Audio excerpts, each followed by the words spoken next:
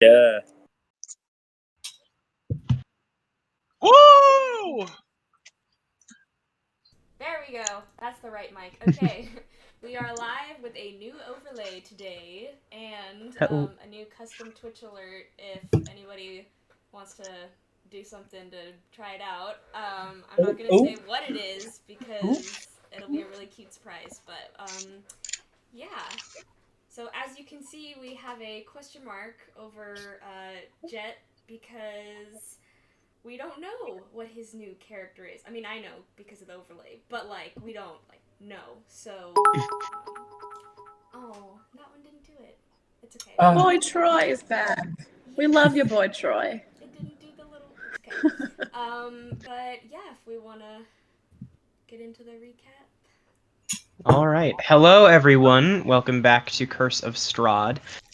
Last week, we went out and found the missing bones that were protecting the town, made a new friend along the way, and on our way back, noticed that the town was in the middle of being attacked.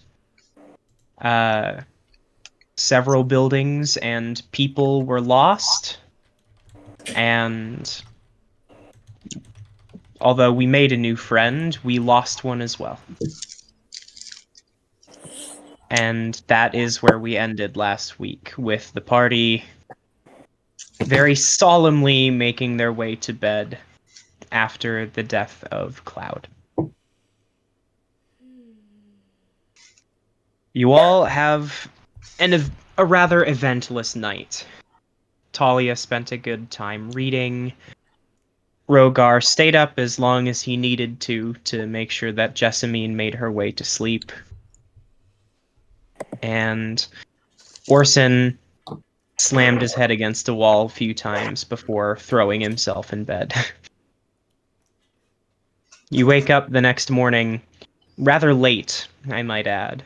It was a very eventful day yesterday.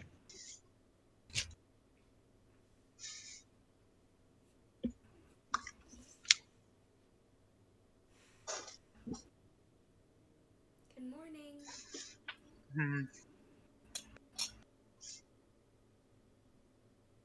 I think Orson would wake up first. I'm thinking about it. I opened my eyes and I kind of turned towards where Cloud would be sleeping, and I realize he's not there. And I take a deep breath. I sigh, and I get up from bed, put some clothes on, take my swords and everything, and I start walking downstairs for breakfast. All right. I probably actually stay in bed until someone forces me out of it. Orson, as you make your way into the main tavern area, you see that it's emptier than usual. The normal bartender is gone, replaced with what you can recognize is one of Damien Martikov's children behind the bar. Hello. Oh, hello. What can doing? I do you for this morning? Just some wolf steak, some bread, and water. I'll be fine. All right. That'll be 5 silver. I toss him 10 silver. Is that All one right. gold So, piece? yep, that's 1 gold. Because I don't know. It feels a little today feels a little bit heavier than usual. Yeah. So I just want people to be a little bit happier. He very graciously accepts the tip, and you notice that as he's piling together your food, he kind of slips you a little bit extra. I'm grateful for it. I don't really make a gesture towards it, but I am grateful. Right. I turn over and I put the blanket over my head.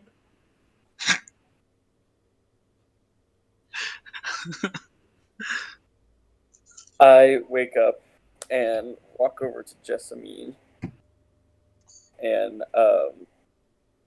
kind of peel back the blanket. My head is in the pillow. I'm kind of like, Maybe. I can hear you now. Yes. Okay. My head is in the pillow, and I'm just kind of like, I don't know why this is so hard. I think from the moment I wake up, I'm probably just obsessively looking through the book again, trying to see if there's anything else I can find. Just not even like actually reading, just like kind of like madly going through it. Although you did read a pretty good deal of it last night. You read probably 100 pages before you passed out, like book still open on your chest. Just flipping through it like this, you can hardly even understand the writing. It's scrawled in such a sloppy shorthand. It hardly even qualifies as common. You can tell that this book was meant for one person's eyes. So I'll just I furiously just shut it, put it on the bed, or put it back in my stuff downstairs. All right. You see the same empty scene as Orsan, except now he is sitting at the bar and eating. I kind of see that she walked into sit the down. room, and I look at her, and I kind of give a light smile, and I look back down at my food and start eating again. Go and I sit next to him, but I just don't think expression, emptiness. Okay. I asked Jessamine if she wants me to go down. Don't say anything. Get her any food or anything. I say, just some hot water for tea. Thank you. I'll go get it. All right. Rhogar, you make your way into the rather empty tavern area, and you can tell the 14-year-old standing behind the counter is very startled when you walk in. He doesn't quite know how to respond to the presence of a Dragonborn. He's never seen someone like you before. Yo, we have to actually eat food now. We don't have good berries anymore. No. Oh!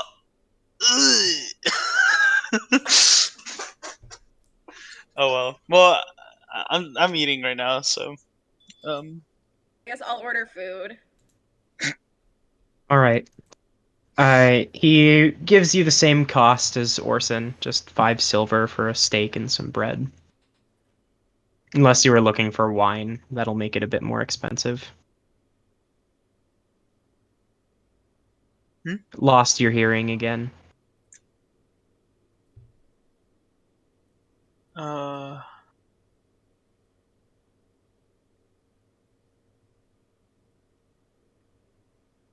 Well, I think you were going to say that you wanted some wine. I said that it's too early for wine. Oh, you're back. Okay. Too early for wine. All right, It's so for some reason every single time that I click out of it to try and look at Roll20 or at Beyond, it just turns off my sound, and so I'm like, I don't know what I'm supposed to do. in the bottom right, next to the full screen option, you can click pop out, and it makes a separate window that you can resize. Yeah. So you can make it just like a bar along the side. Perfect.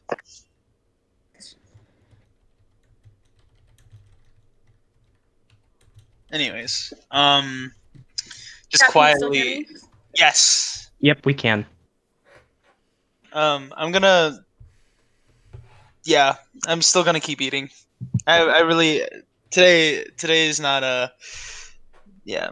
Normally, Orsan's not normally very sociable, but with the party he is. But today's not that kind of day. Uh-oh, Chloe left us.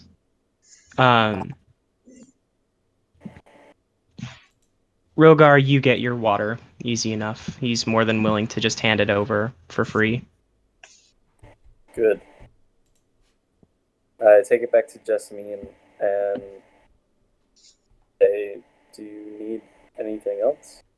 I take the hot water and I put my chamomile in it, and I make some chamomile tea.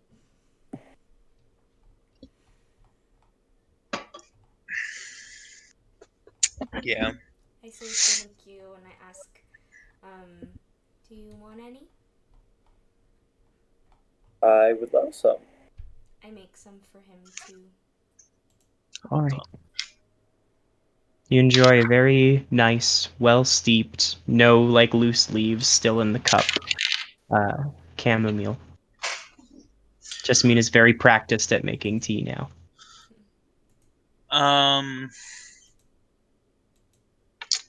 I rolled very high for that. I don't know how to transition this. After I finish eating, I kind of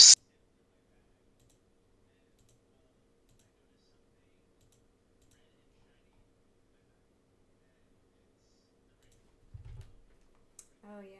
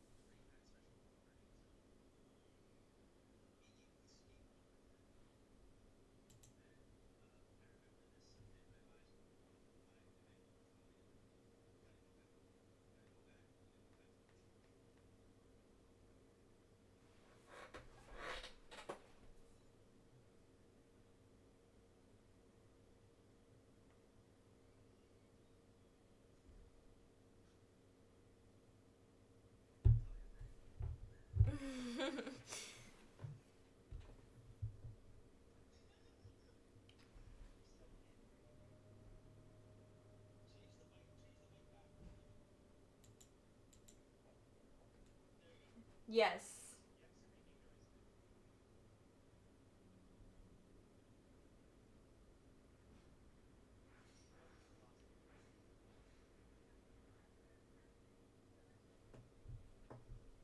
Interesting.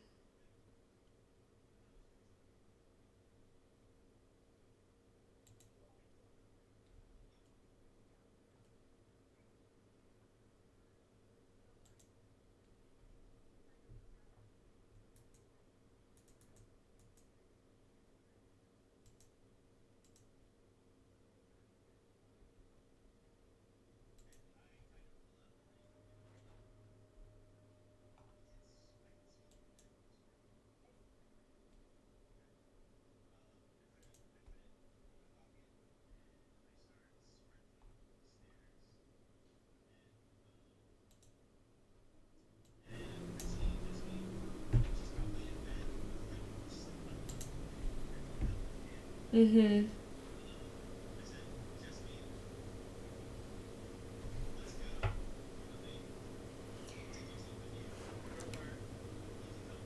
I keep the blanket around my shoulders. So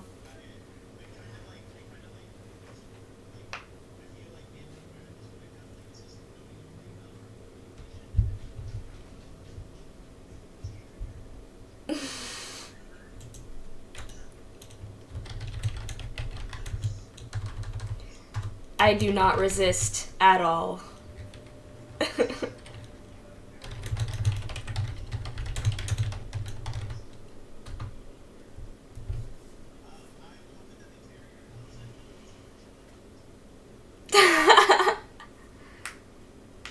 I look like Yoda, like baby Yoda. Yeah. I look like baby Yoda with my little cup and the blanket around until he carries me.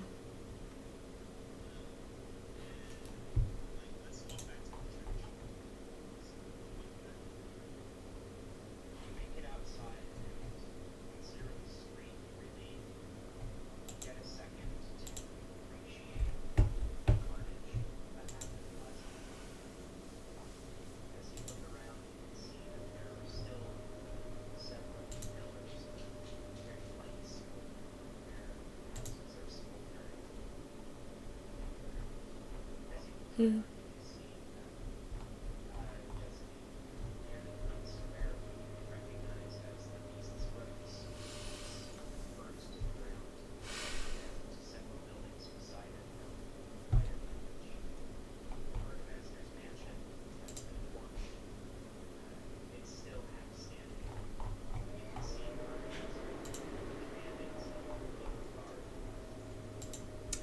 Hold on, Spence. Apparently I fixed it and now people can hear my microphone better, but not you guys.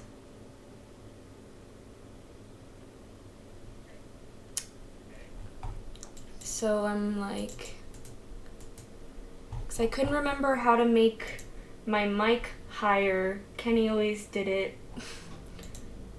Okay.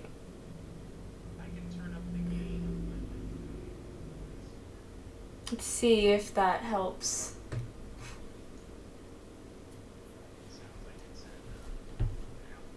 Yeah. Oh, I see. My desktop audio. Okay. Let's see.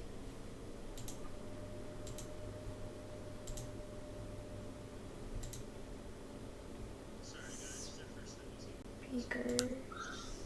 Technological difficulties. How is that? I changed the output for the desktop audio. Spencer, can you speak just to test it? Yeah, hello. Can you guys hear me over on Twitch? How is that, everybody? I can hear it. Great. I can hear it on the... Okay, something was weird with the desktop audio settings. Sorry guys, we, with the overlay, we used to only use Zoom, and today we're doing Discord, so we have a few troubleshooting things to do, but I think we're good now. All right. Cool. Great. So as you walk out into the street, you can really take a second to appreciate the carnage that happened here last night. Several buildings that you recognize have been torched, including the Beast's Rose, which is the clothier where Jessamine got her dress, has been completely burnt to the ground, as well as the buildings around it have taken some damage as well. The Burgomaster's mansion, which is almost directly across from the inn, you can see that it's half standing right now. The Burgomaster himself is standing outside and commanding a few local guard. Strangely, you don't see Izek with him. As you walk down the road to the west, the church very quickly comes in sight. It's very tall in comparison to the other buildings. And you do pass by several smaller townhouses that have taken damage as well. When you make it to the church, strangely, you can see that there's a very familiar, bright and colorful carnival cart sitting outside the graveyard. You saw this cart yesterday in front of the in the stockyard where the coffin makers is. I kind of look at the card and I'm like, that's strange. Even more interesting is Thalia. As you guys approach, Thalia, you are able to hear a very faint growl coming from inside of it as the cart lurches. Werewolf question mark? You can also see above the door on the front of the cart there is an inscription that says, "I bring you, Shadow, into the light." Ooh. I don't know if I like that very much. I relay this information to everyone. I'm like, I don't. That has no concern with me. Like, I have something more pressing to do. Yeah. And like, you can also see on the side of the cart it says Rictavio's Carnival of Wonders. oh, I see. Rictavio. Wait. Yeah. Maybe there's stories in there. Anyways, I see this and I have no interest for the boy under the cupboard stories or boy under the staircase stories. Hey, it's the little wizard boy. Be polite. Sorry. I'm just saying the second my second installment of that story would have been so much better. But anyways, I walked to the hollowed ground where Cloud is buried. You walk to. Oh. I just Yes? had a question. Did it look like... Was anyone in the Beast's Rose, like, going through the rubble? I'm just worried about, Towards. In the town square, as you walked past, you could see that there was a pile of bodies actively being added to, but you didn't see anyone in particular that you recognized in the pile or out of it. Okay. Oh my god. What if we can get a list from the burgomaster of all the known? No. Oh no. It's okay. Anyway, you approach the spot between the two trees where you buried Cloud, and you can see that the flowers that you placed there have taken root and have begun to grow from the spot where he was buried.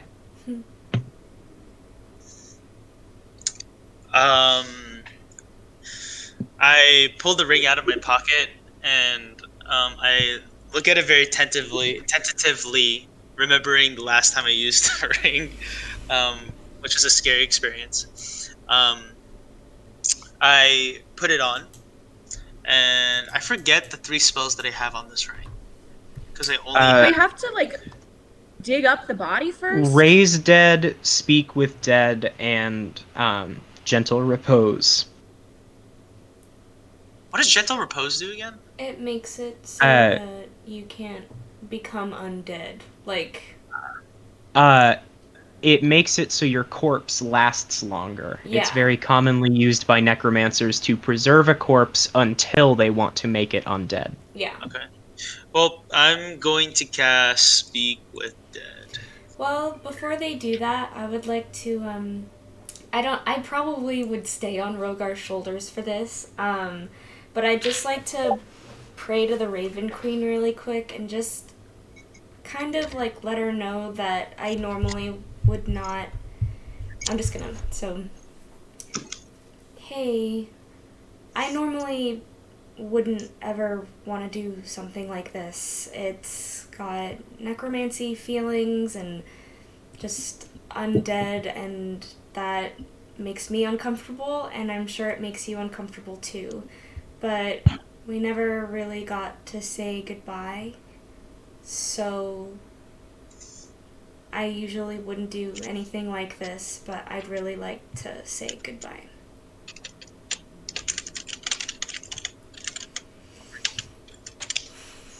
As far as you can tell, nothing happens right now. Okay. Yeah, I cast Speak with Dead.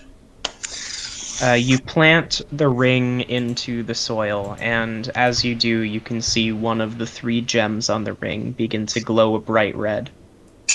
And as you do, a somewhat ethereal version of Cloud begins to rise from the ground. The way that Speak with Dead works is that you can ask up to 5 questions. There's no specification on what the questions are, and the spirit of the dead person can respond however they would like, so I will leave it completely up to you. I ask Rhogar to let me down, which I'm sure he does. You can't touch the spirit, right? It's like... I'll pass As you reach out to touch it, your hand passes right through. Okay. Like an actual cloud. Oh, my heart. I guess I'll just ask the first question. How are you? Well, I'm dead. Yeah. Other than that, I'm okay.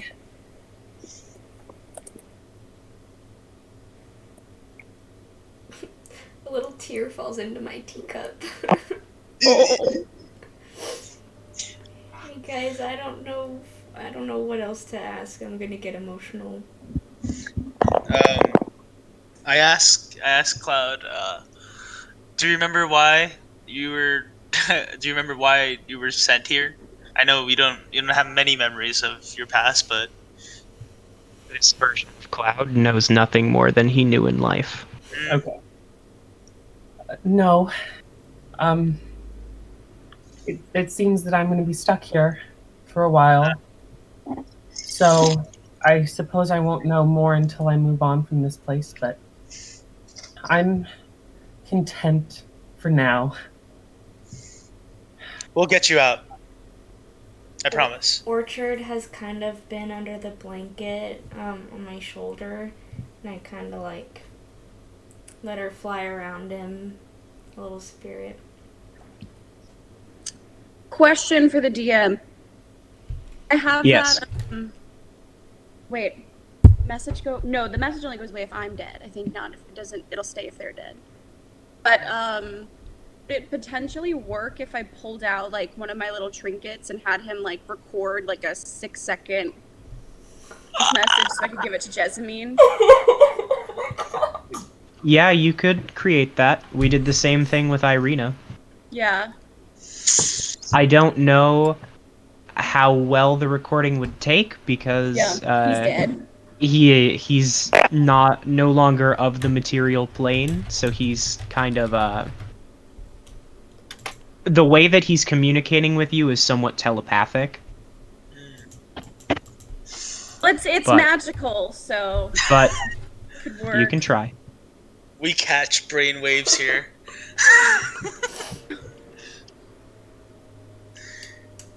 So then I pull out a little. I don't know what trinkets I have.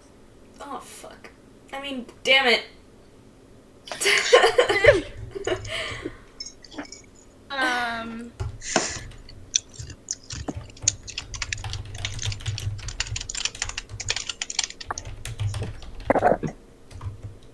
I just pull out a random little trinket from my bag, and I ask Cloud if he wouldn't mind just recording a short little message so that we can always remember his voice.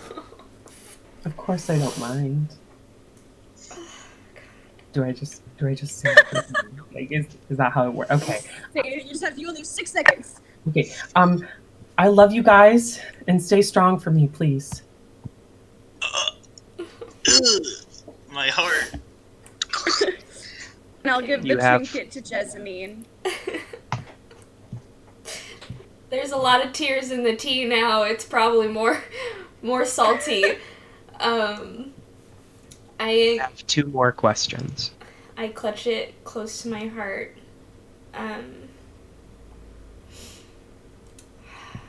Gosh.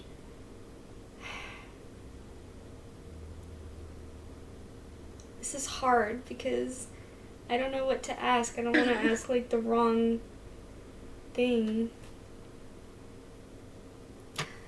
Did you see the Raven Queen? I did.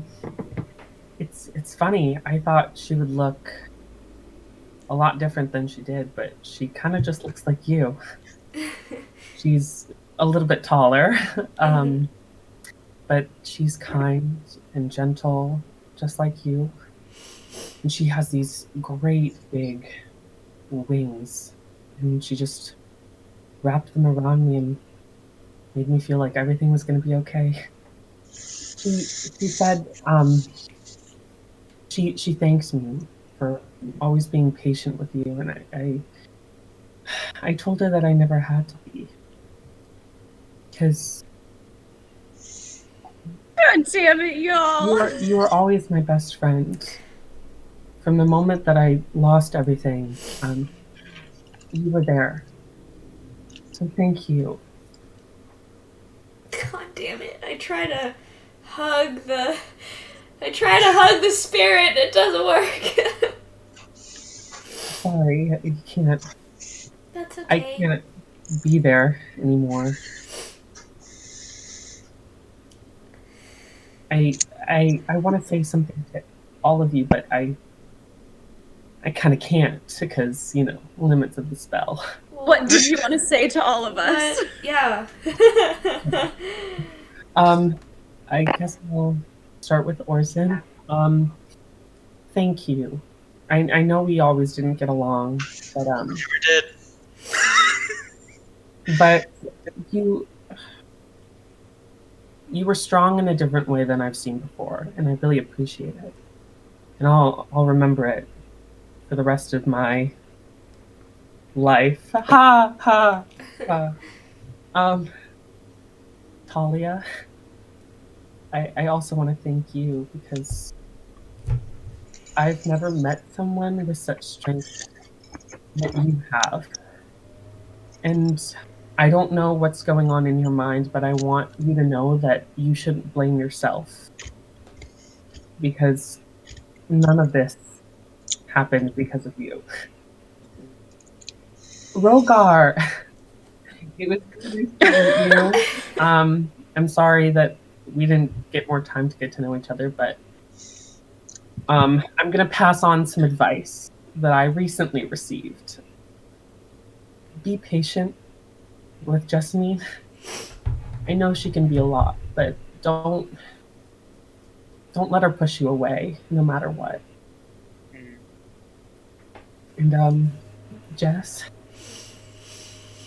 Well, you always talked about how you weren't afraid of death, and the truth is, I was for a long time, and I'm not anymore. And I think it was because of you. Because you're so selfless and so caring that I know that me dying will give you more reason to live on. And I hope you don't accept your death easily. Because now you have to take on my responsibilities. Because I can't do them anymore. Take care of Orchard for me. He's gonna need someone, and and most of all, I'm sorry that I can't be there to keep you safe anymore. And of course, I was sent by whoever but it wasn't really about my mission in the end. Because I couldn't remember. It was about keeping you safe. We kept each other safe. So I need you to stay safe, but also I need you to protect these guys because they can't do it without you. Okay? Mm-hmm. So, since I can't move on, I'll be here if you guys ever need to talk. I want to get away. I'm here. But I need you to defeat Strahd so I can move on. I love you all. I love you.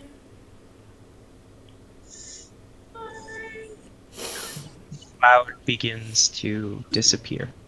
I try the trinket.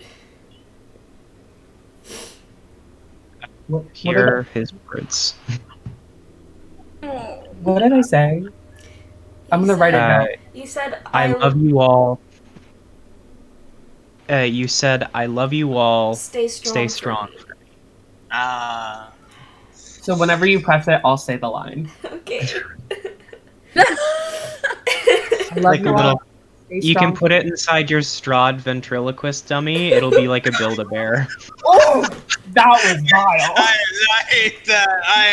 Oh god. Oh, That's awful. he killed me. No. I can just straight up build her a teddy bear.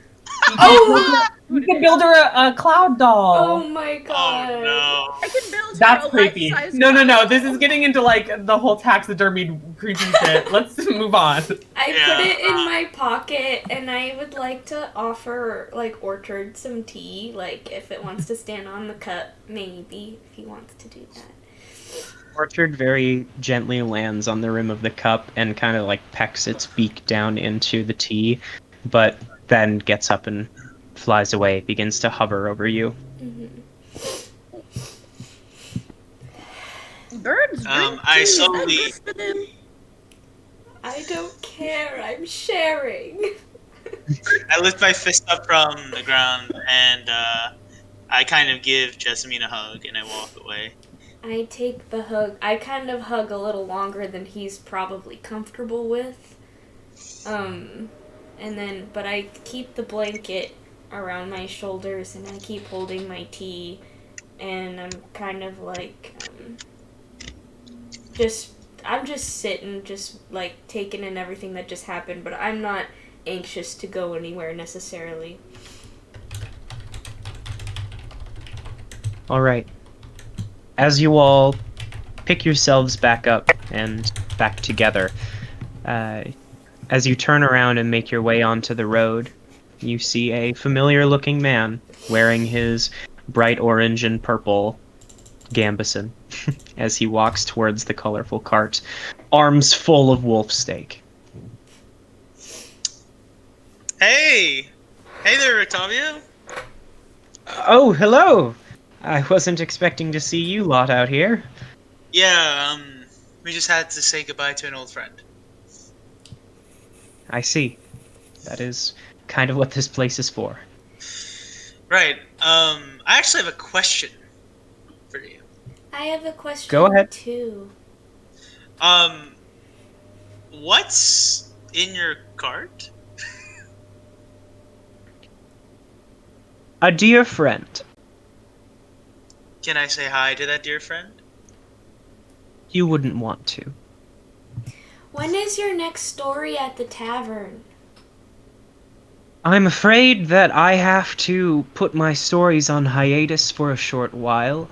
I'm currently the one responsible for keeping watch over the artifact that's hidden here. Oh, Oh. how did you get And- that job? I And, thought that was Izak doing that. well, Ezek put me up to the task. He has other things to do as commander of the guard. I see. Commander of the guard. Wow. I actually want to meet your friend. Like, I'm pretty interested. Well, I'm just about to feed him. Okay. He walks over towards his cart and places his finger on the large iron padlock that's on the front of the cart. And as he swings open the door, he throws in like 3 or 4 stakes and holds the door open for just a second for you to catch a glimpse of what looks like a large striped cat with enormous teeth. It then slams the Oh, exactly. He then slams the door and closes the padlock again before leaning against it and folding his arms. Kitty! Well, I mean, Not a kitty that you'd like to meet. well, not particularly face to face, no, but I mean, Is it in a show that you have? I'm sorry, what was that? Do you have like a show where it does tricks or something? Well, I used to, but I'm afraid that my friend nowadays is used for protection. Oh, okay, that's nice. well, that actually makes a lot of sense. I will say, Rhogar, for your sake, this is a man named Rictavio, Oh, as yeah. you were able to put together from the party calling him that. But in front of you, you see a very strange-looking man. He wears bright purple and orange cloth clothing, like an overshirt that comes down to short tails under a belt. He has black, kind of spiked hair, and his ears come to a very soft point. He's a very interesting-looking character. Very different from the drab clothes that you're used to. Well, if there's anyone in this town that should be protecting the bones, I'm glad it's you. Oh, thank you. I'll tell my friend the same, and he pats the side of the cart. Is he friendly with you? Or is he just... With me more than others, but I'm afraid that a land like this is not too kind to this kind of creature. Well, I wouldn't mind it, but, Where did you find it? Their own. He leans in kind of close to you, Jessamine, because you haven't been picked up again. Mm-hmm. And he goes, far, far to the east of here. What did you name it? Oh, well. His name...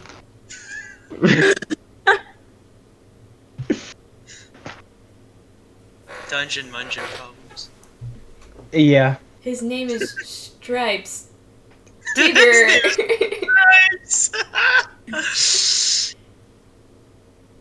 Busted flakes.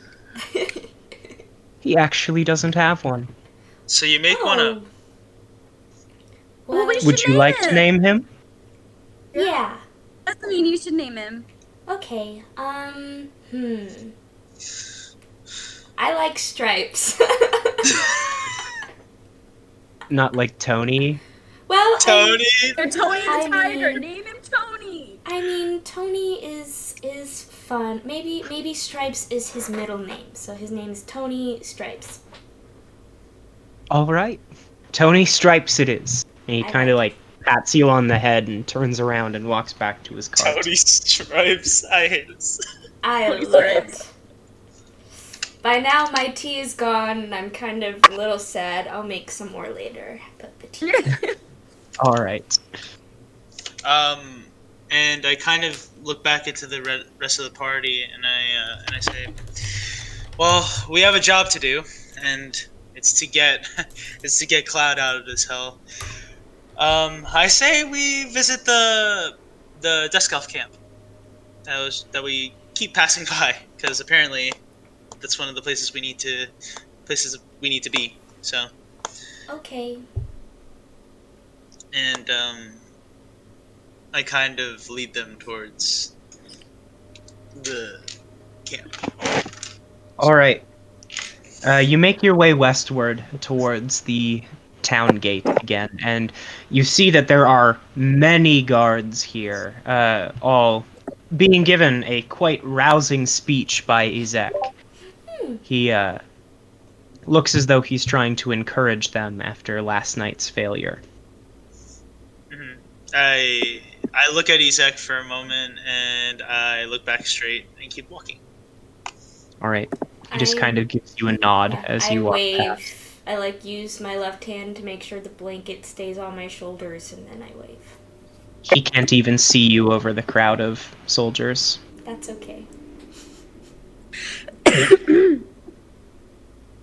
He does give a somewhat quizzical look as you walk by Rhogar. But he knows that you're all right after watching what you did for Jessamine last night.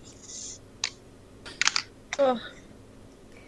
That's so interesting that Rictavio's the one watching over the artifact. That what would we name him again? Tony Stripes. Tony Stripes. Tony Stripes looks pretty fearsome, I'd say. So.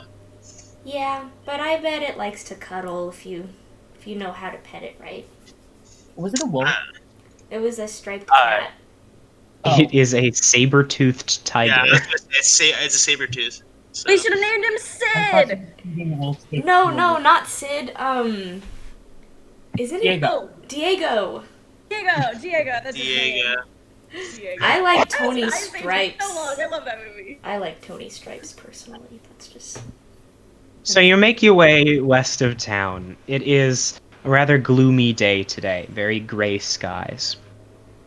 You walk along the road, and after about a quarter of a mile, you come upon a path that leads south into the woods. You can see a column of smoke rising from a very thick column of smoke rising. After walking for another 5 to 10 minutes, you quickly walk into and out of the woods as they part into a large clearing, bringing you to a small grass-covered hill on which you can see several buildings, and when you look towards the center, about a dozen Vistani carts. I will add, this is you up here. This is the camp. Yeah. You're very far away still. I guess I keep walking. Yeah. Keep walking straight. All right. As you walk towards the camp, you can see that there's a ring of fog that lines the buildings along the outskirts of the hill. But above that, you can see that there is a tent in the middle of all of the carts with the column of smoke rising from the top. It doesn't look to be a flame. There's presumably a chimney of sorts. Mm. The tent is very brightly lit from within. Even at this distance, you can smell the odor of wine clinging to the air and horse dung. As you get closer, you hear screaming. Oh. Screaming bloody murder. I start sprinting. I start trying to run with my little halfling legs. After a minute or two, you do make it to the top of the hill, and you see what looks like two Vistani, dragging an elf with dark skin and pale white hair towards one of the buildings along the outskirts. They are kicking and screaming as they go along. Can they hear us from where we are? I start running up and I say, "Hey, excuse me." One of the two Vistani look up at you and they're like, "Whoa, careful! Who the fuck are you? What are you doing here?" Well, you can go, Jessamine. Sorry. They continue to drag the elf, who is still kicking and screaming towards the building. Wait, hold on. We may need him. Another guard grabs your shoulder and is like, "Careful now, son. What's going on here?" Well, we're here to meet a Dusk elf, by any chance. Yeah. And I think that's him. Maybe, possibly. Well, there's many Dusk elves here. Well, we're looking for a Why particularly is special that one being dragged exactly? You see the door slam behind the two men carrying the Dusk elf away. And as you, the Vistani who's talking to you kind of clears his throat and goes, "Well, why don't you follow me?" Okay. Okay. He leads you back up the hill, and you see there is a very elderly-looking male Dusk elf laying on the ground. Long hair coming from the top of his head. He's kind of balding on top as well. And he is on the ground. And there are two Vistani laying on the ground next to him. And they look somewhat bloodied and bruised. Hello? Yeah, are they awake? They seem to be awake. One of them is kind of groaning in pain, and the other is, like, wiping blood from his nose. You're like, oh, God. I'd like to cast Prayer of Healing at 3rd level. Alright. Need to get a D8 from this little... Sorry if it's like really loud in the mic. It's alright. Okay, that is...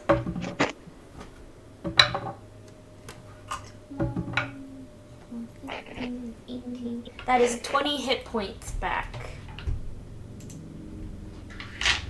Wow, alright. Both of the guards magically are bereft of any blood or bruises. They are just completely fine now, and they like, oh, what? Look up at you. The one who walked you over is like, well, thank you for that, but as you can imagine, the one who just got brought over there is responsible for this mess. Doesn't understand his bloody place here.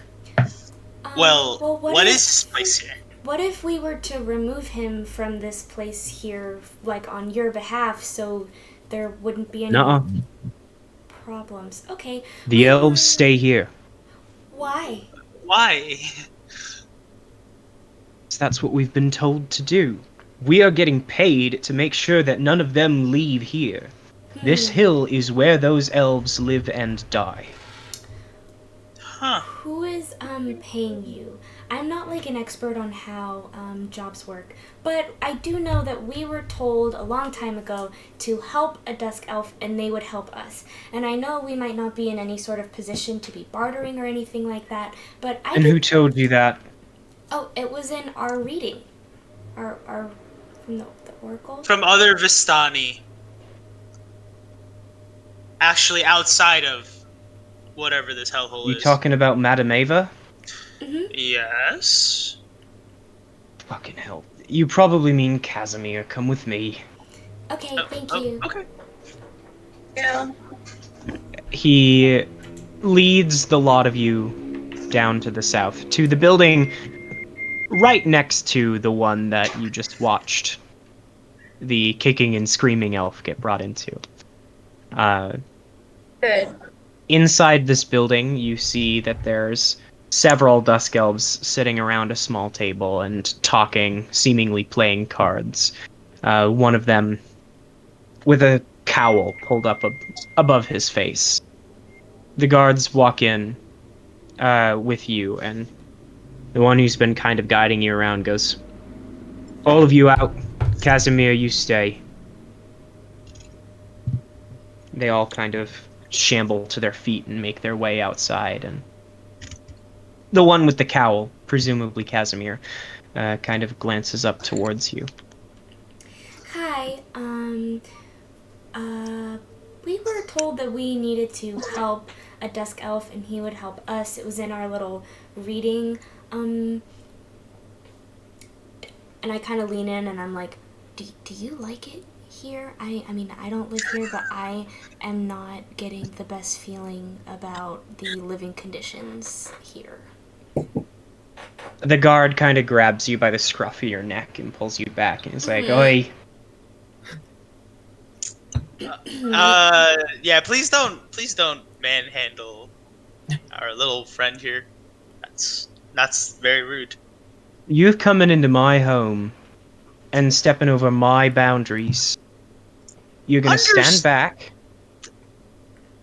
Well, but there's proper etiquette of doing things, right? You could have just asked her nicely. It's Orsan. It's okay.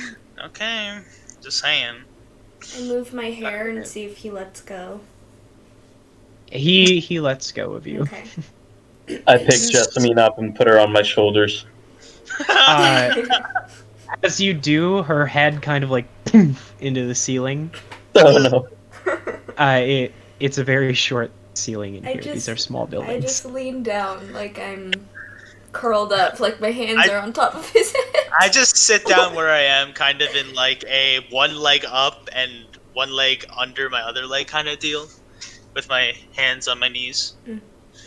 All right. Casimir looks out at you and goes, "Bluto, would you please give us just a minute alone?" Clearly, these folks need to speak with me. Yes. I kind of smirk and I look back at him. The guard just kind of like turns and walks out. Thanks, He's like, Pluto. got a close fucking eye on you, Casimir. Don't you try anything. Jesus Christ. Thanks, Pluto. That's a nice name you got there. Cool. So, I have a question. Do you know why that one elf is being like dragged and is doing a lot of screaming or loud talking, as some might say it? I think that you just met Elias. Mm. It's a right troublemaker, that one. So, why? You might want to check on him after this conversation. Okay. I just don't know why, if this guard, Bluto, I think it was, clearly doesn't like elves, why would he be against us, like, taking one into our group? Like, it seems... We're prisoners here. That seems kind of racist. I'm not an expert on that, but what exactly did you do?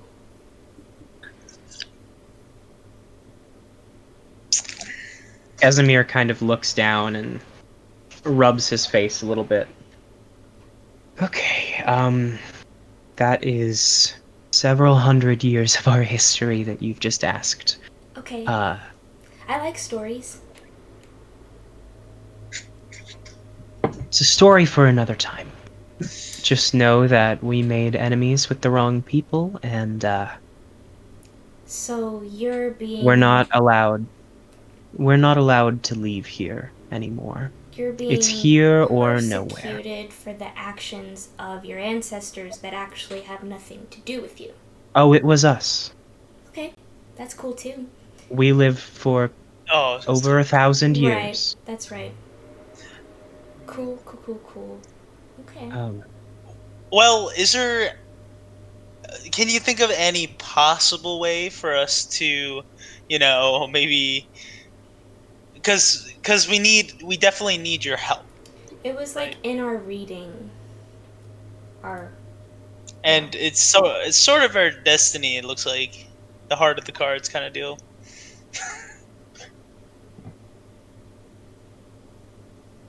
I don't know if you're ready. Oh. Okay. There is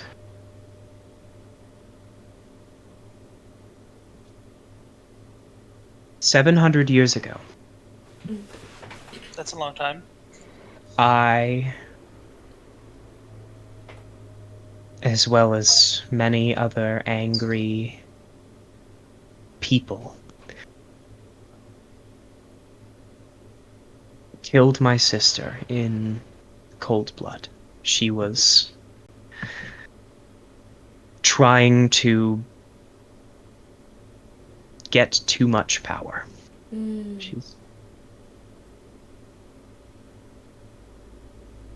I still can't forgive myself, and I feel that the only way that I'll be able to avenge her is within the Amber Temple, and looking at the lot of you, you are not ready for that kind of responsibility.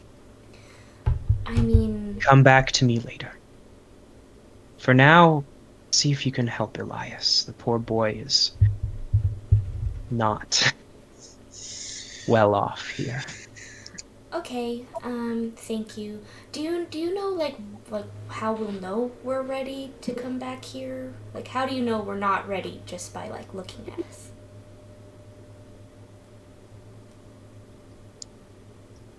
He looks you up and down, Jessamine, and takes a second to think about what he's going to say.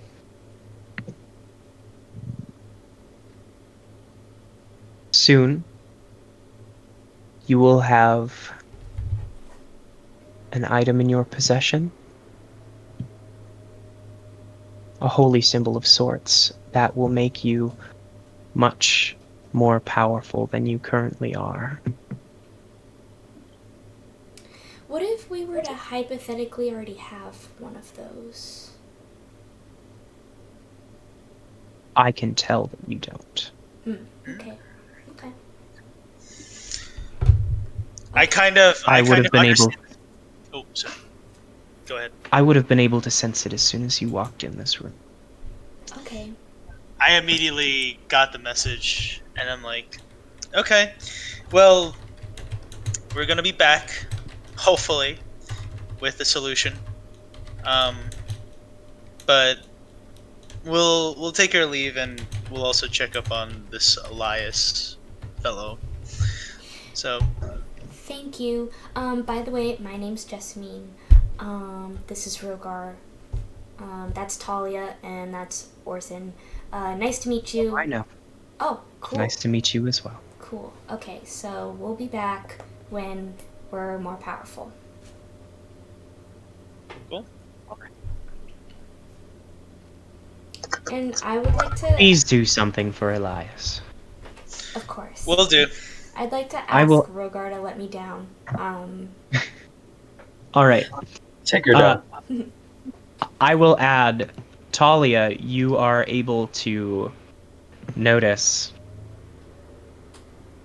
the reason why, presumably, Casimir has his cowl up is because he doesn't have any ears. Ooh. Oh my god. As we're walking away, do they kind take of their whisper. ears off?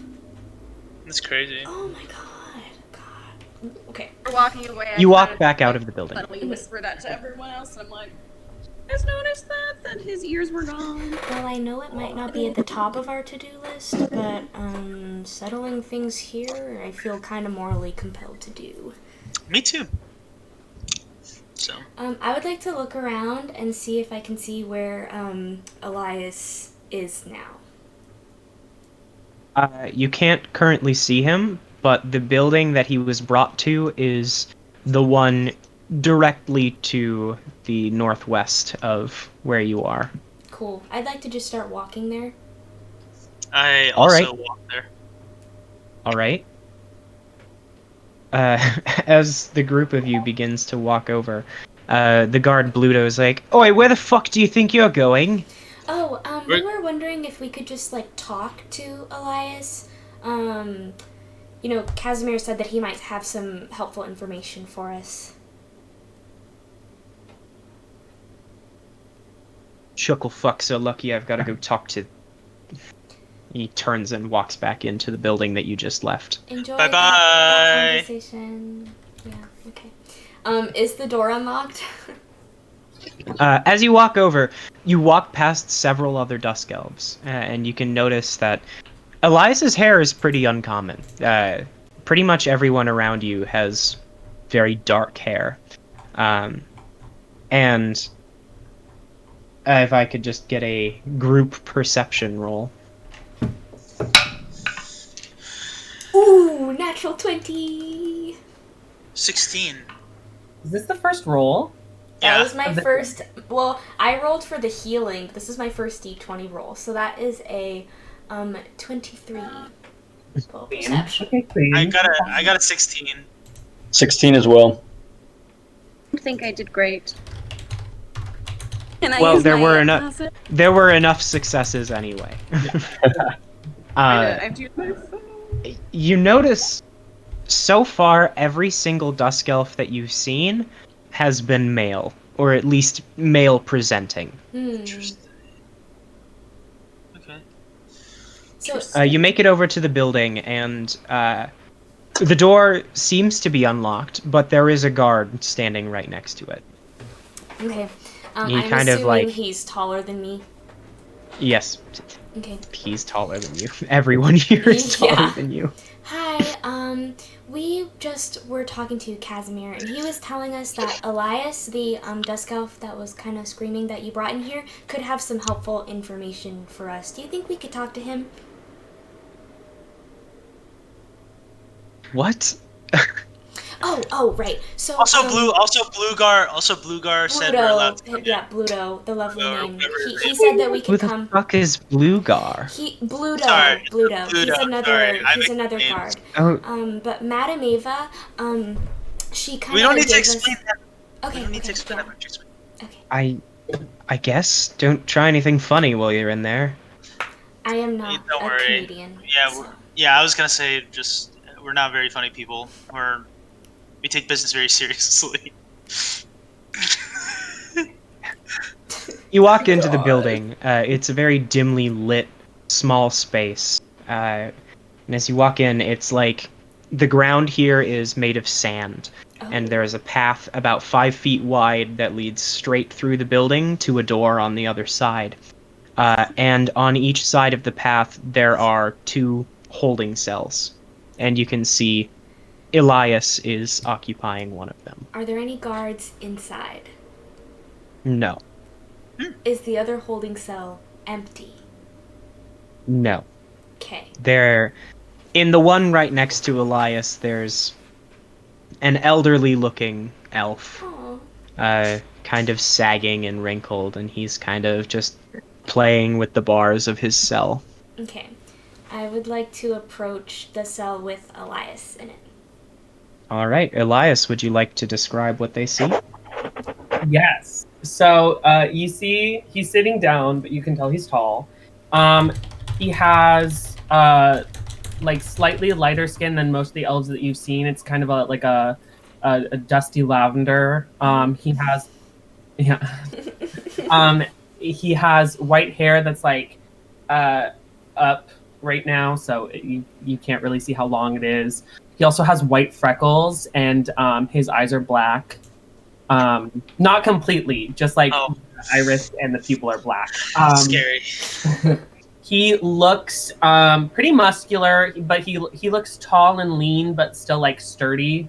And well, I don't know if I would have it on me. I don't know if I would have my breastplate. Equipment is being held in a chest near the door. Yeah.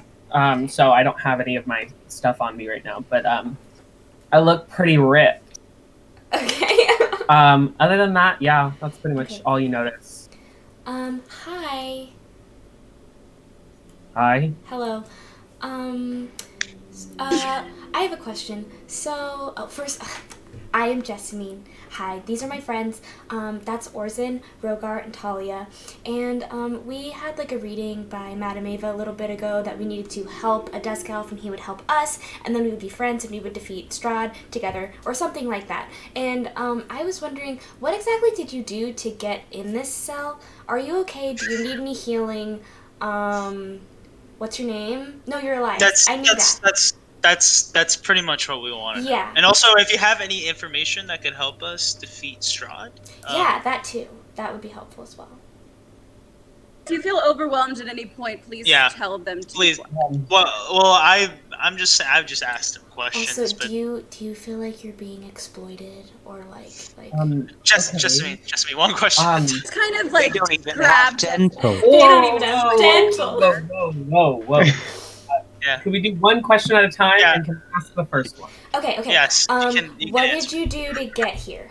Okay, I'm gonna ask first. Okay. Who the hell are you?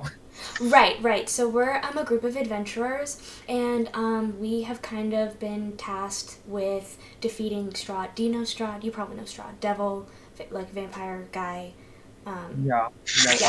Yeah. So it's kind of like our destiny to like defeat him. And we're supposed to have like a Dusk Elf friend along with us, and I'm just trying to figure out if that's like you. Well, I don't really know if it's me.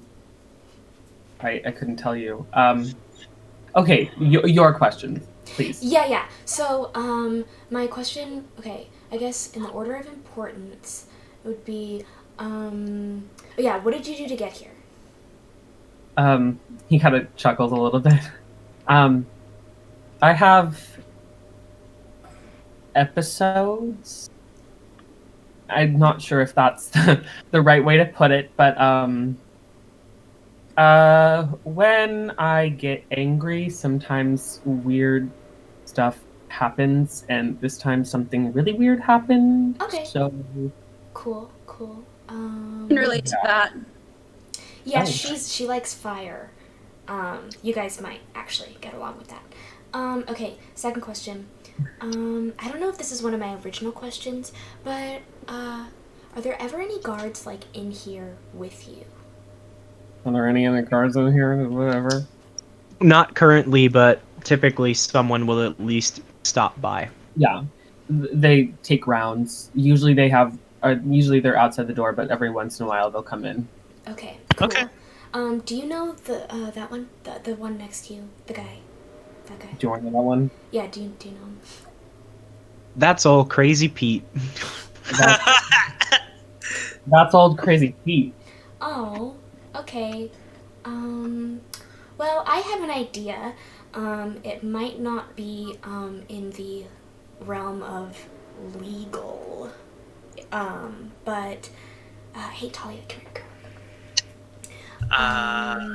I like have them like huddle around me, and I'm like, so what if we were to hypothetically break him out? I cast invisibility. We kind of just hightail it out of there. Maybe there's a illusion to make it seem like there's someone still there. Like, are you like, you know what you're picking up what I'm putting? What if we talk to the burgomaster and see if he has some sort of like word to?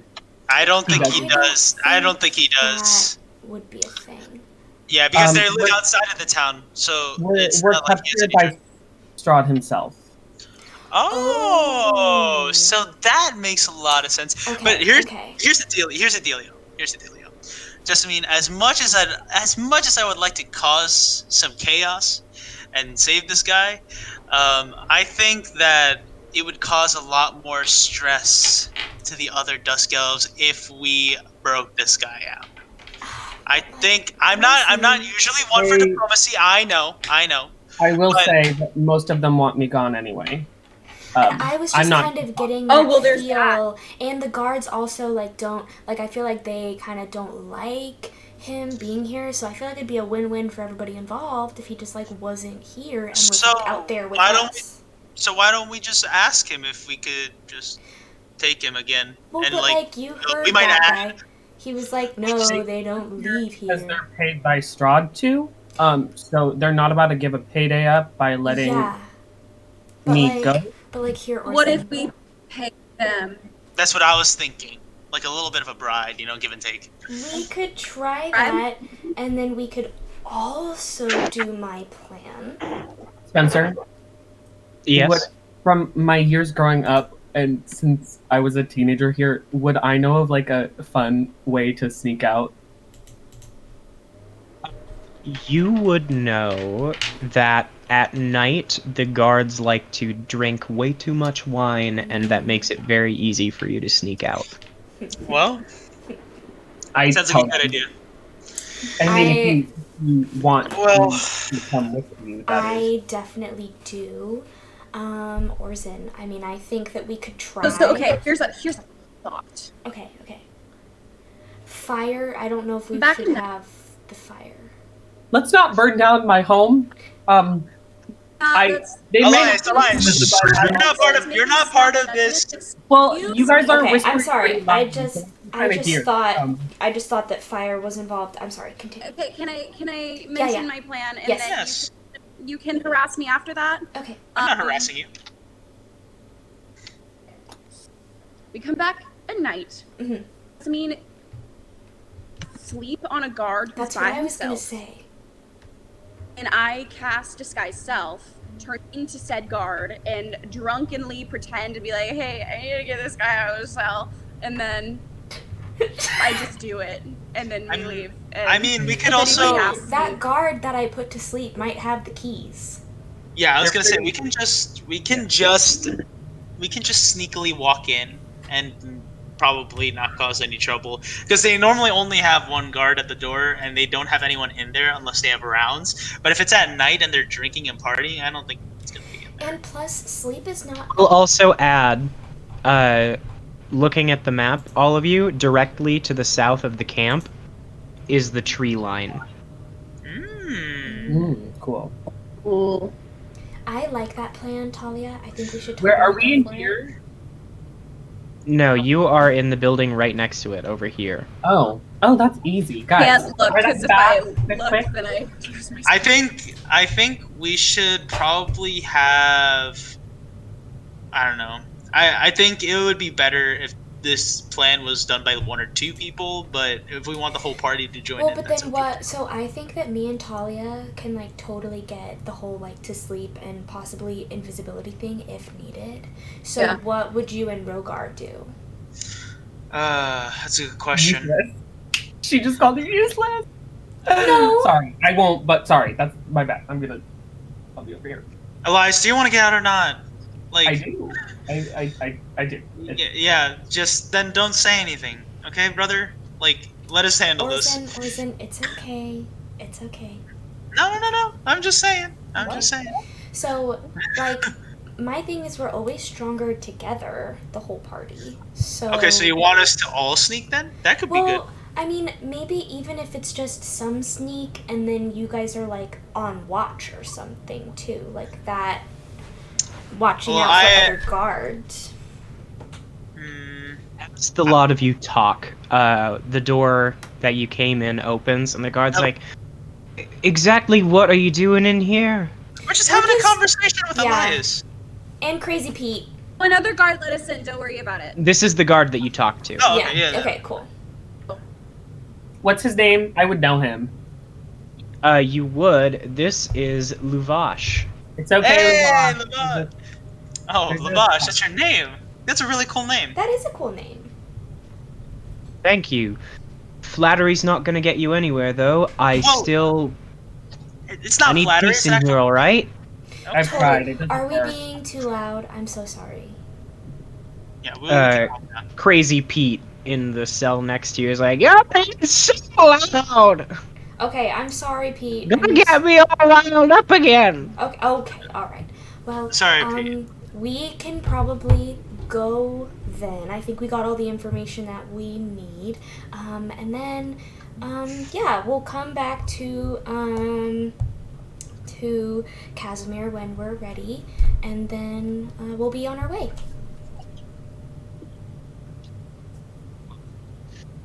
Thank you. Get out of here. Come on. All right.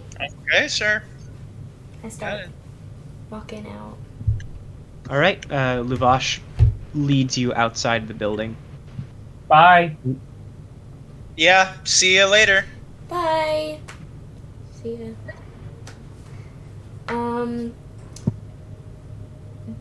Would it make Dungeon Munchin? Would it Yes. make logical sense, like, did we come in on the other side of the tree line to where it would make sense if we just went towards the tree line? Like to continue on our way, or does it look odd? I think we should go back down the path we came. Right.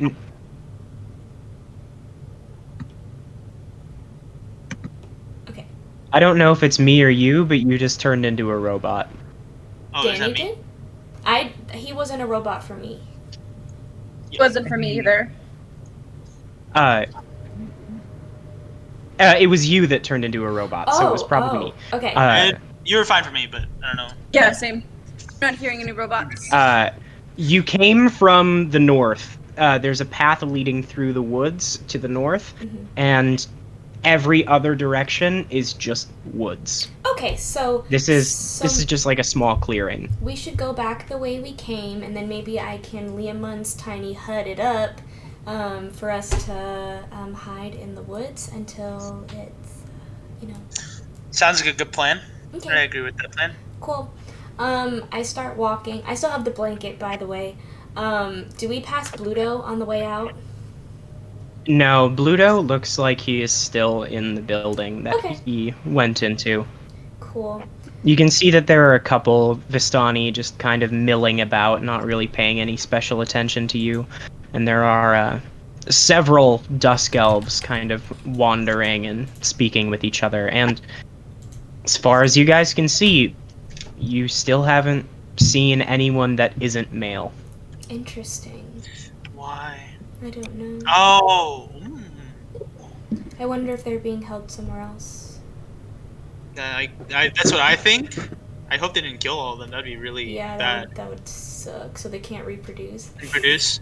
Yikes. Yikes. Okay. Anyways, well, we can.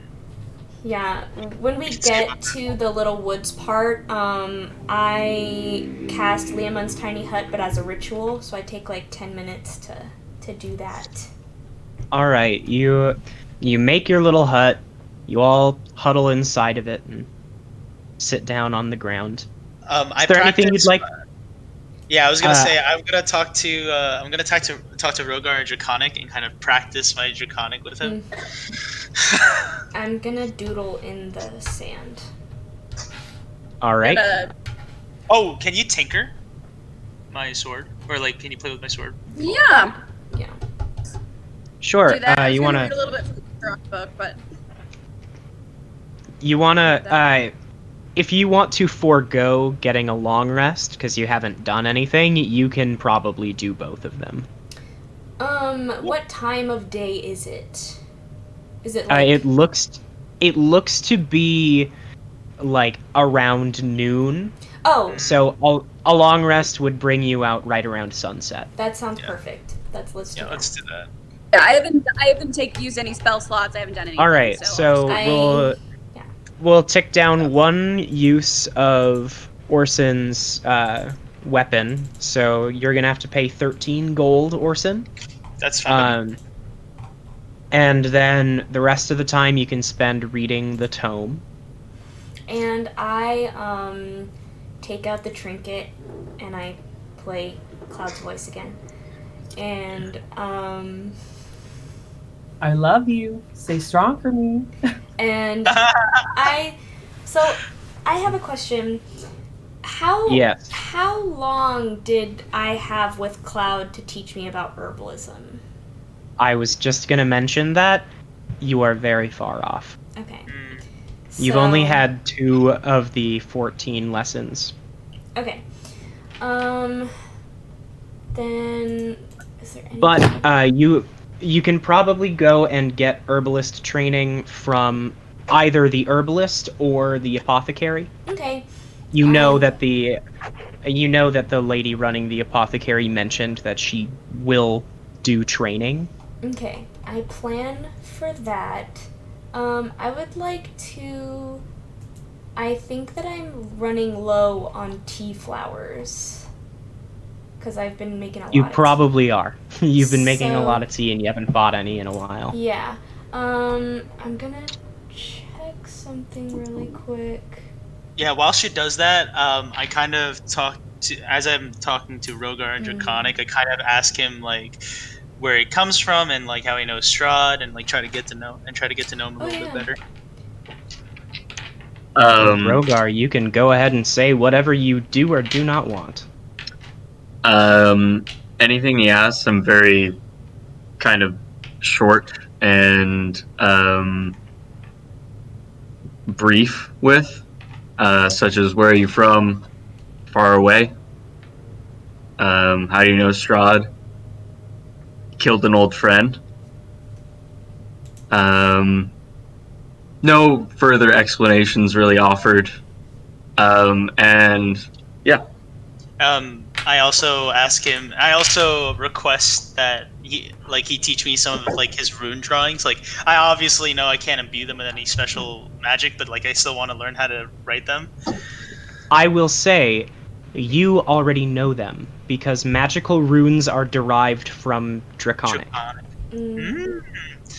So, okay. So I but I can't imbue them with any special properties. That's a you specific can't. class. Okay. Yeah, he knows. He was taught magic by the giants, and that's why he's able to magically imbue his runes. Mm-hmm.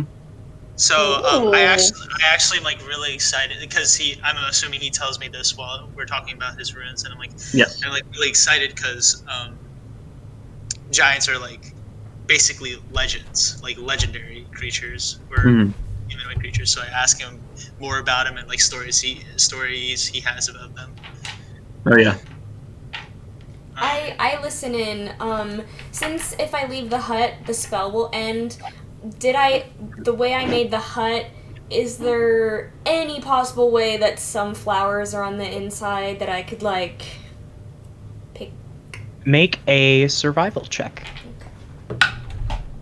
Rhogar, I'm gonna need you to make a Constitution saving throw. Tell me the results of which, and I will text you about it. Okay, good to know. That's a 14. Yeah, you find a couple. None of them are particularly exciting, but you do manage to find what looks to be a local variant of a sprig of lavender. Okay, cool. Cool. So Do you want find me a to tell you the results here or over text? We can just text about it. Okay. I can't hear you at all. My end? Can't hear me or can't hear Oh, I John can't Michael? hear John Michael. Oh, wait, here. Thing is lighting up green, but then I just can't hear anything. Chloe, hover over his name and right-click and adjust his user volume and see if that helps. All the way up. Interesting. Hello. I can hear you. I can hear him. That's weird. Oh man. All right. You can just actually text me instead of messaging me through there. Also, you can leave the call and come back in, Thalia, if you need to. Normally that helps, but I don't know if it will actually. I'm back. I'm so sorry for the rendering. No, it's all right. It's okay. But yeah, I would like to say I got closer to Rhogar. I'd say our friendship has kind of moved in. Yeah, I was about to say I start to open up some more and tell him one of my favorite stories of when a giant didn't realize his own strength and smacked me with a backhand into a tree. And I would say we definitely grow a little closer. I laugh at that. I laugh at that story, and I kind of say from 1 to ow, that really hurt. How much did it hurt? Yeah. Yeah.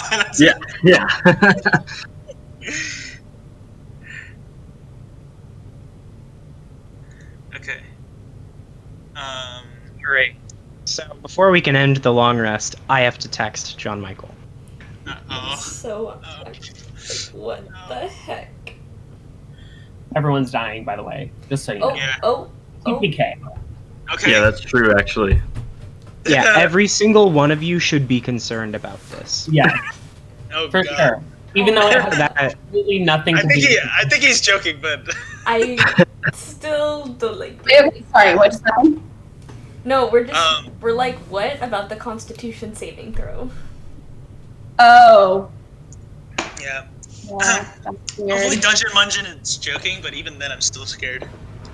I was joking. None of you need to be concerned. Okay, cool. Except for John Michael, maybe. Anyways. I probably doodled and drew flowers or a teapot or maybe orchard, drinking tea to the best of my ability. So you all enjoy the benefits of a long rest, except for you, Thalia, because you kept yourself busy. And I will text you some stuff about what you found later. Perfect. As the rest of you begin to wake up from your naps, your respective naps, you... Is that your new house? Is that your new I'll assume that's the doorbell. I'll be back in 2 seconds. Sorry. Alright. You wake up and look around, and you see it is certainly night. The Great. gloomy day has given way to an almost pitch black night. Cool. It's very dark outside. I'm jeez. super excited. I get up and I'm kind of like, all right, guys, are you ready to be stealthy? Yeah. If you need me Are you gonna start flying? Yeah. Oh, God, you that's already so know. If you need me to be like With a the forward, blanket, I'm just like, it's like my. if you need me to be like a forward scout to kind of relay you guys information and you can send me. I don't know if you want to send me a message or anything, but I just feel like The problem is I would have to initiate the message. Yeah. So if I was the scout, that would make more sense to then... But, yeah. We could also do, like, hand signs, like... Okay, so what's our signs then? What's our signals? This is good. Good, okay. This is bad. Bad, alright. And this is, I would say, like... I'd say this is change of plans. Just like this. a this, yeah. This is a change of plans. Okay. What else would we need? Guards. Guards. Okay. So does good mean like go? Good means like, yeah, come forward. Like let's go. Okay. And this is bad. This is I'll do like bad. I'll say bad guards or just bad because I see something bad. Okay. Bad guards. Okay. And then we had change of plans. So then what is our plan B?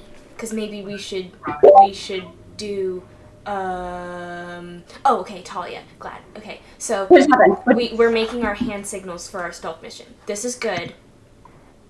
This is bad. This is guards. This is change of plans.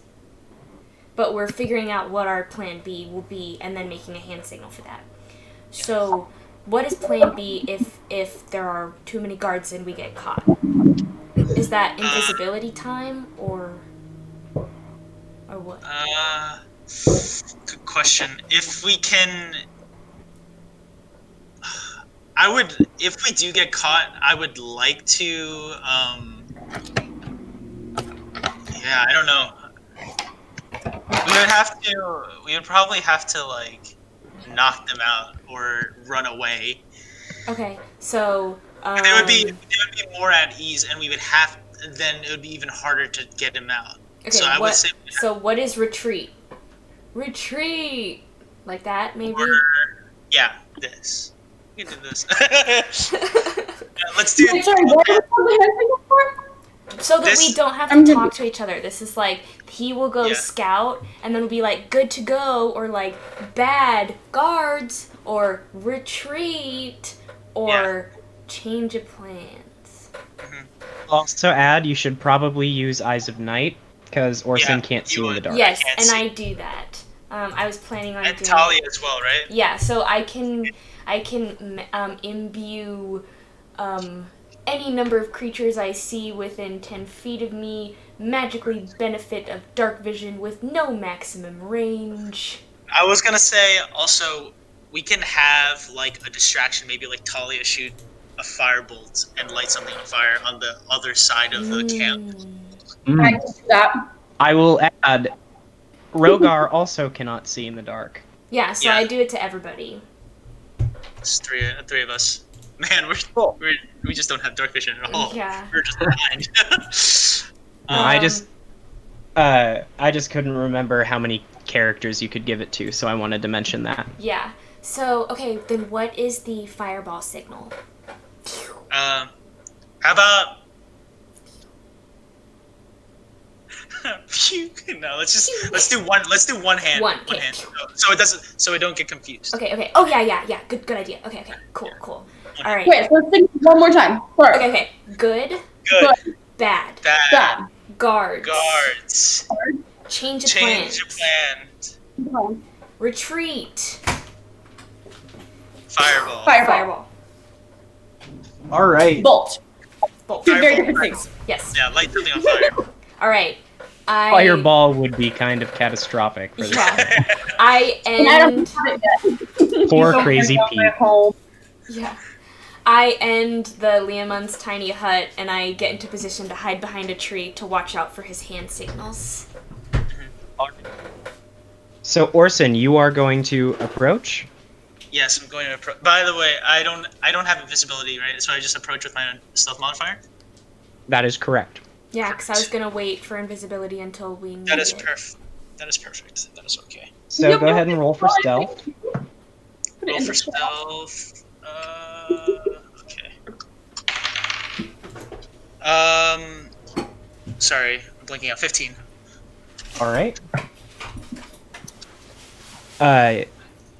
You carefully watch from the tree line for a moment to approach the building, because it's pretty much clear from the trees to where the building is, and so anyone who's up above the hill would be able to watch you run towards the building.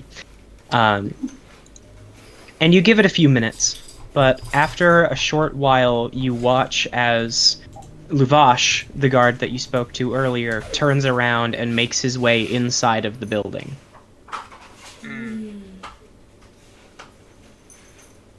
As he does, you begin to run forward. You're able to duck and take cover along the side of the building. After a few minutes, he comes back out and is completely oblivious to your presence. Okay. Gonna need you to make another stealth check. Cool.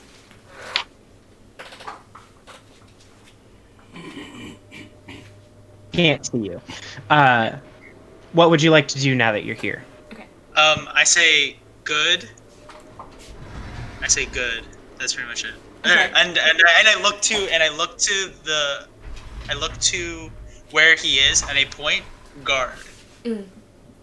I say good, and then I raise my eyebrows as in question mark and go firebolt. And I say, and I shake my head no. Shake my head no. Go bad. No, bad. Okay, so I tell Thalia, not yet, bad. And I tell her, okay, so it's all good, there's a guard, but he didn't see him. What should we do? I will add, I have homebrewed some rules about doing like stealth takedowns so that you can have a chance at completely avoiding combat. Perfect.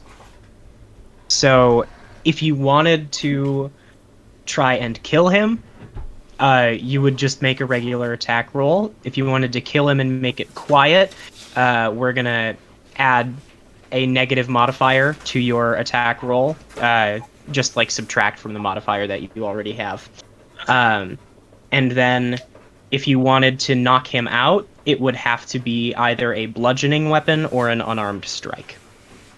And if you're trying to not kill and keep it quiet, you're gonna have to grapple him. Okay. Okay. Well, I'm not gonna do anything drastic yet. Okay. Yeah. Okay. Because I don't want to mistakenly draw attention.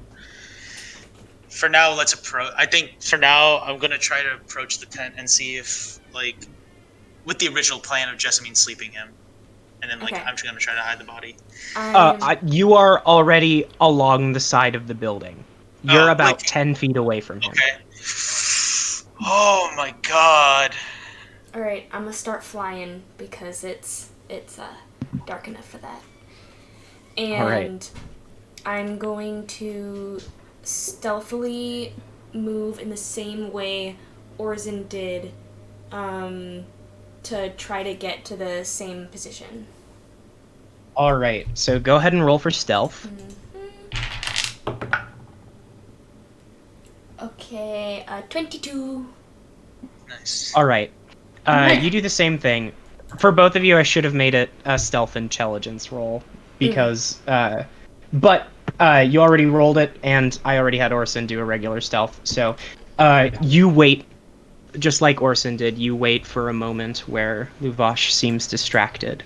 It doesn't look like he's going to go back into the building anytime soon, but under the cover of night and with your ability to fly, you're able to make it just out of his eyesight, high up enough out of his eyesight, and like Okay. essentially like Superman your way down next to Orsan. Okay. And before he even realizes it, you're right next to him going, "What do we do?" Okay. It's okay. I'm like, guards, 1. Just guard 1. Okay. And I'm gonna cast Sleep at first level, which Alright. gives me 5d8. Okay. 8. All right.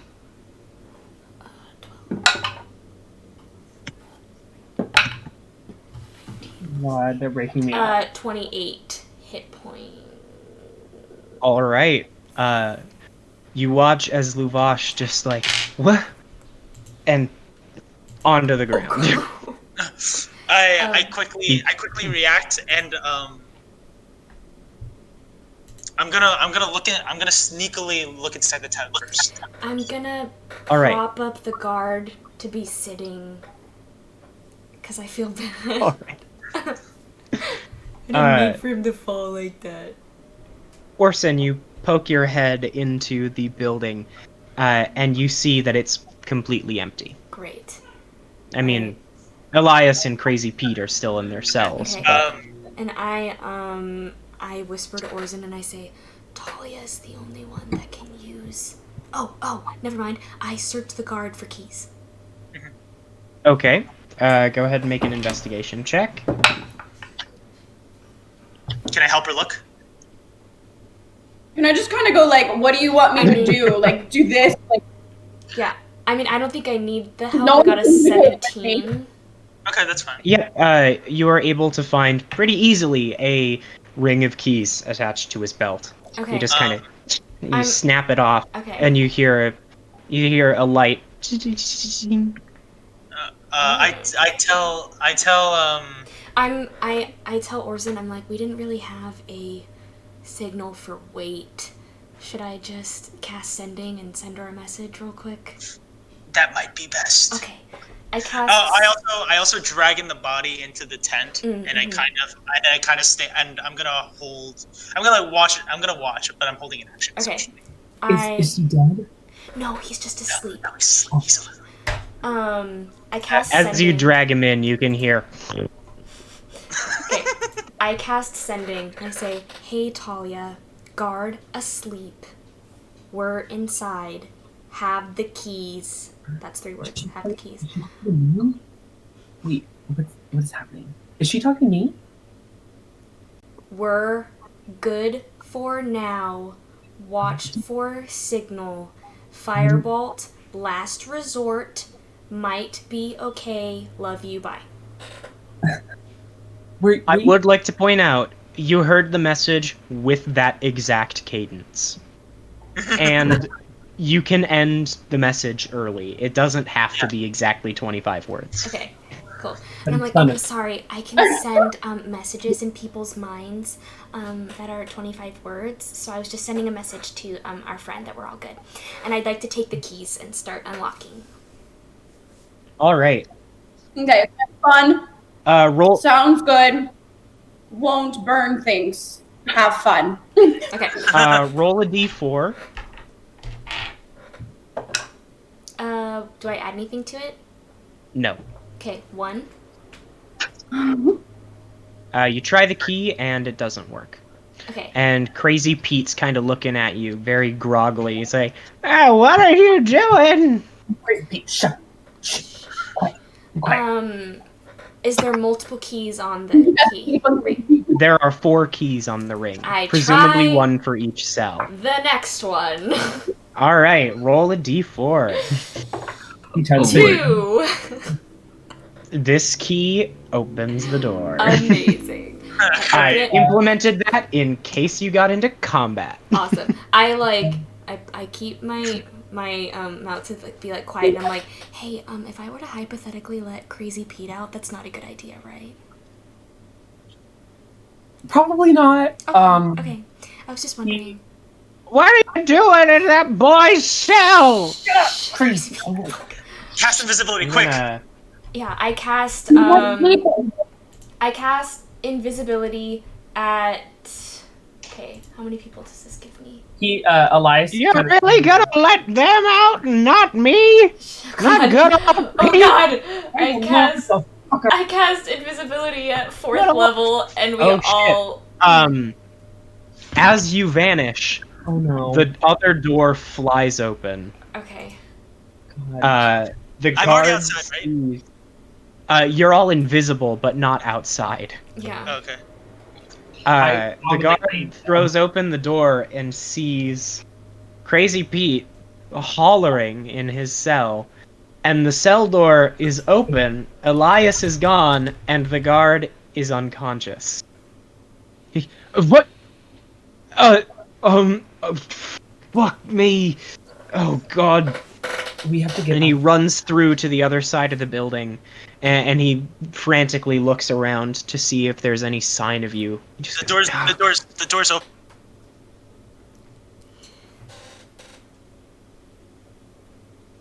Whoops, I froze for a second. I am like staying all the way up against the like side so that You're still in. Get out! Get out!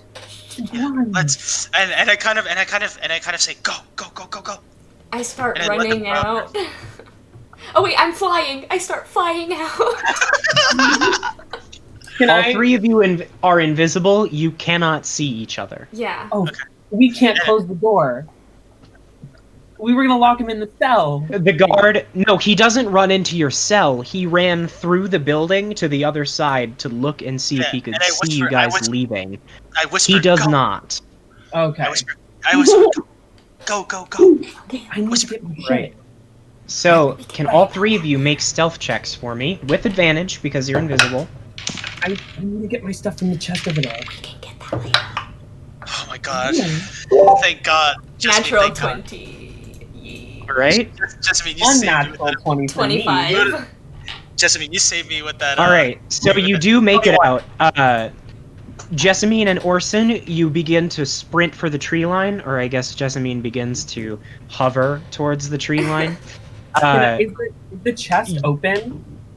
You make your way over to the chest, and it is unlocked. Inside, you find all of your stuff. Awesome. Yeah. I'm gonna need you to make another stealth check after you've grabbed everything. Just him or all of us? Just him. Okay. 15. The guard walks back in, and he sees the chest open, and he just goes, "Oh shit. There's bloody ghosts here!" Yeah.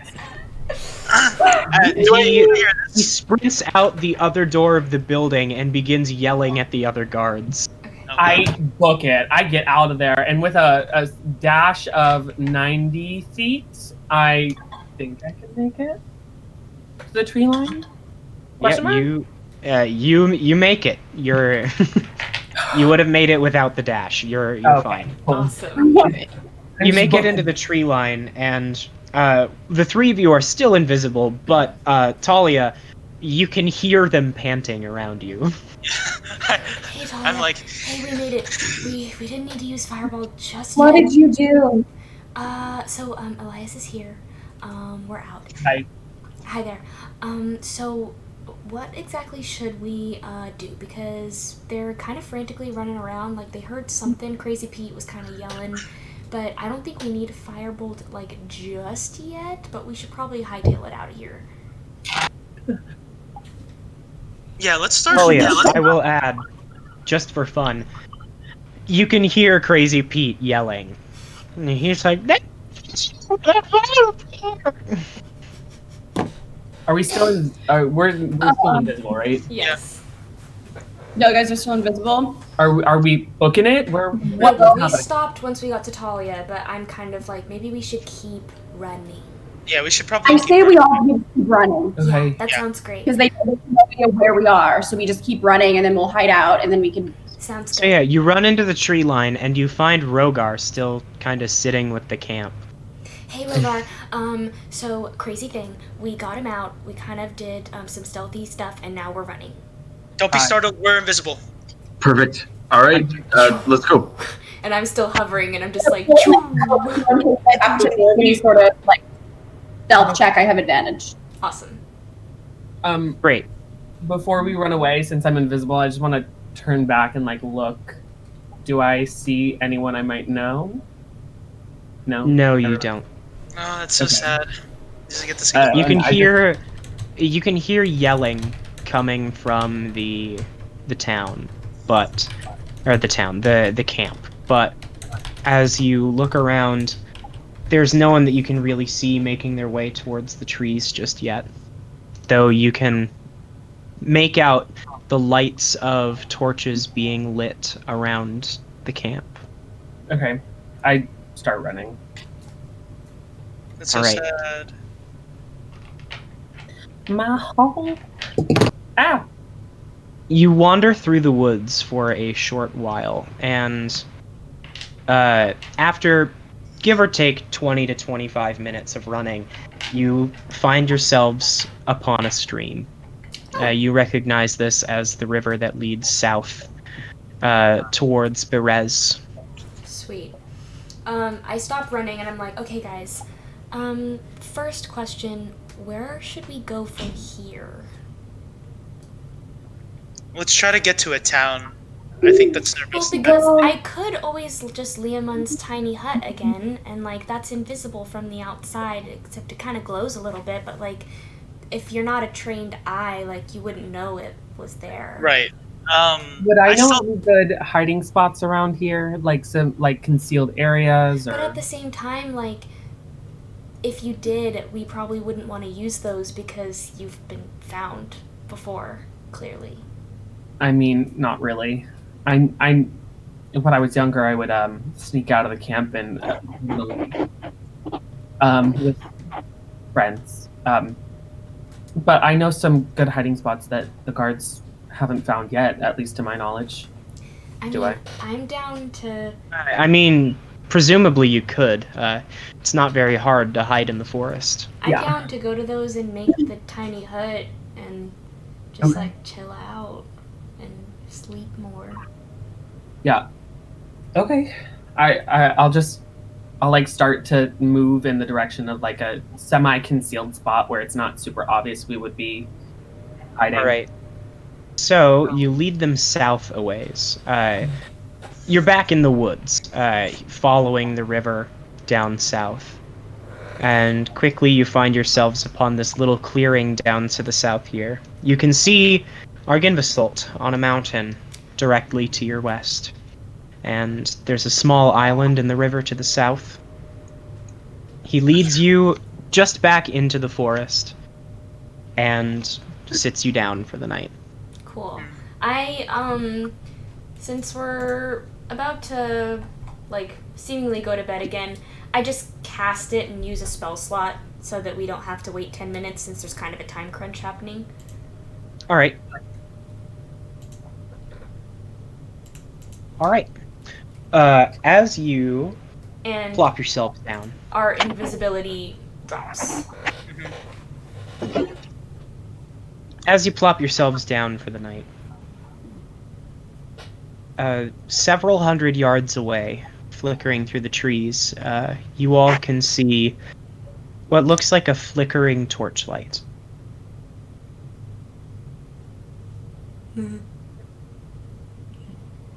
They can't hear anything inside, right? Like, No noise goes out. okay. It's okay. We'll be okay. Yeah, don't Can I worry. try to make out if I can recognize this person? As you look out, it isn't a person. Oh. You it see a- a flickering light bobbing between the trees. I don't like that. I don't like that. And then it disappears. God. Okay. Okay, it That was disappeared. a little spooky. It reappears again, just outside the bubble this time. It looks to be a bright white small flame, bobbing back and forth, before it begins to float away towards the east. Do we follow it? I have a feeling... I mean, my poor dome only just went up, but I do also get the feeling we should follow it. I feel like it's leading us somewhere. If you want, we can have like one or two people follow it, and That's just like Okay. I volunteer. Well, I okay, do you want to be invisible again since you're kind of wanted now? I mean, sure. Does anyone want to come with me? Maybe that should probably be a thing. I can follow him. Okay. I think. The spell ends if I leave, so... Yeah, I think you should stay. We can have also one more person. We can have 3 people just for security, because the last time we had 2 people go out by themselves, they got ambushed in the town and almost died. Very. I can go. Okay. Okay.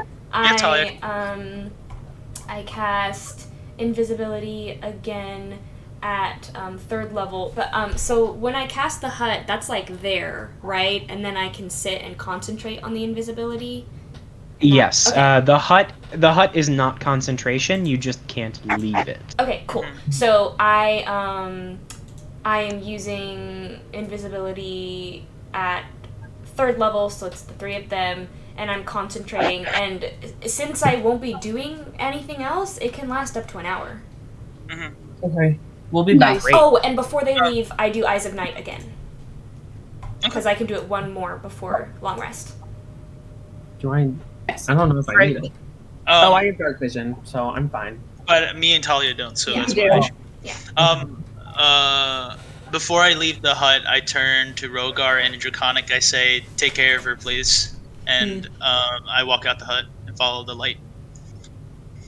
I follow. So you follow along this seemingly random path through the woods. The torchlight beckons to you, and although it flutters as it moves along, you never truly lose sight of it.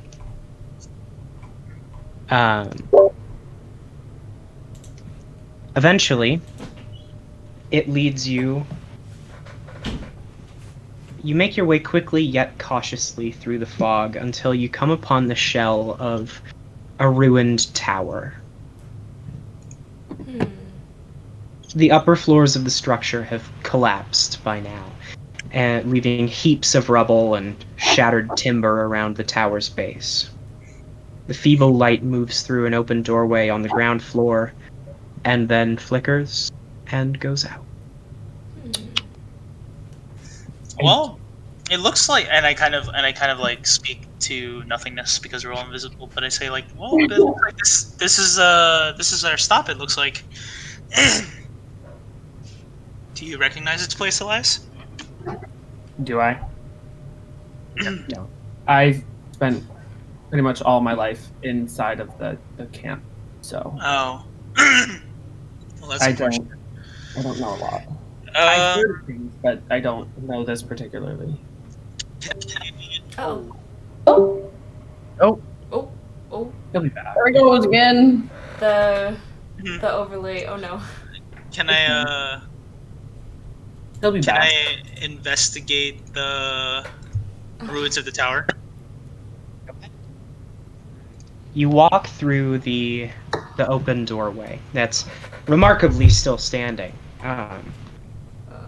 And inside you see the ground has been torn up, and it almost looks like someone's come through here with a plow, as though they were clearing the ground for crops, but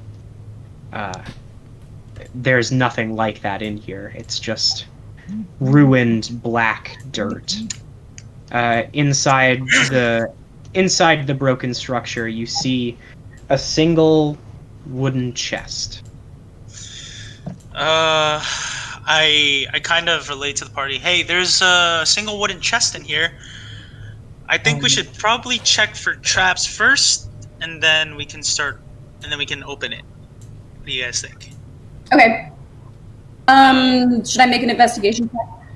I can also make that investigation check. Can Yeah, I'm gonna Are you investigate. trying? I get a plus? Are you investigating the chest for traps, or just like the room around you? One of you do one, and one of you do the other. I guess that's a thing. I'll investigate the room, and I'll have Talia investigate the chest since she has thieves' tools. I'm gonna stand just All right. outside, and be looking around, scanning the surrounding That's forest. a 20. All right. You're doing the room, Thalia? I'm doing the chest. I got. Oh, all right. The room. The chest does not appear to be trapped. Okay. I investigate the room, and I got a 17. All right. You don't really see anything in the room. The ground is all torn up, and there aren't really any walls around you. There's little bits of rubble, but other than that, there doesn't appear to be anything in the room. Elias, were you doing something? I was scanning the surrounding forest to make sure that there's nothing we need to worry about. All right. What did you roll? What's my perception? I got a 13. Looks like a forest. Oh, wait, 14? No, 13. I was right. Yeah, okay. Cool. Forest. I know a lot about forests. And That's a forest. Thalia? Is the chest locked? From your investigation check, doesn't seem to be. I'm going to open it. Yeah, hopefully it's not a mimic. As you open the chest, Cursed. it lurches out and no. It bites your hand. The chest appears empty. Appears empty. Uh-oh. As you hear it very gently go, Elias, you see a figure beginning to lurch towards you. Oh, gosh. Okay. Even I'm gonna when draw it's invisible. Great sword. You are still invisible, but lurking in the trees all around you. Sorry, I don't have a specific battle map for this. This was a random encounter. You see several figures making their way towards the hut from the trees. Guys, we got a problem. Oh, okay. Wait, towards the hut or towards the tower? Tower, sorry. Tower. Oh, thank God, dude. Guys, hey. You are all still invisible. I would like you all to make stealth checks. I'm gonna try to whisper that. Oh, by the way, it's advantage, because... Yeah, because you're invisible. Okay. I'm gonna whisper, yo, guys, we got a problem. I say... I got 24. 18. Right. Alright. For me, it was 17. Alright. For now, the figures don't appear to be hostile, but they continue to make their way towards the collapsed tower. I'm gonna hold my hand on my sword. And I kind of like hear Elias say, "Hey guys," and I'm like, what's up? Look around. And I look around. Do I see them? I have dark vision, so I probably see them. You can see that there is a decrepit-looking figure climbing its way over the ruined wall next to the chest. Thalia, is there anything inside the chest? What I'm looking at? It's like right next to you. This looks like a zombie. Oh shit! I need all of you to make another stealth check. Okay. What do you guys want to do? Oh, gosh. It's going worse. It's getting worse and worse slowly. 14. All right, Orsan. 14. Oh god. 15. How did I roll higher than you? I got a 7.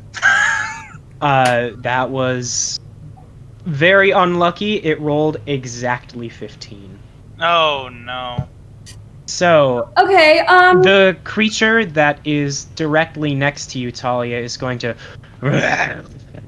and reach out and grab at you. I need all of you to roll initiative. I am completely out of 3rd level spell slots that would give me another sending spell to be like, hey guys, how are you doing? Oh my god, I should have used my ability on you. I might have been able to give you back a spell slot. I have advantage on initiative rolls, though. That's nice. Yes, you do. We loved you. I got 2 2s. I got 2 2s. I'm living! No! 2 2s!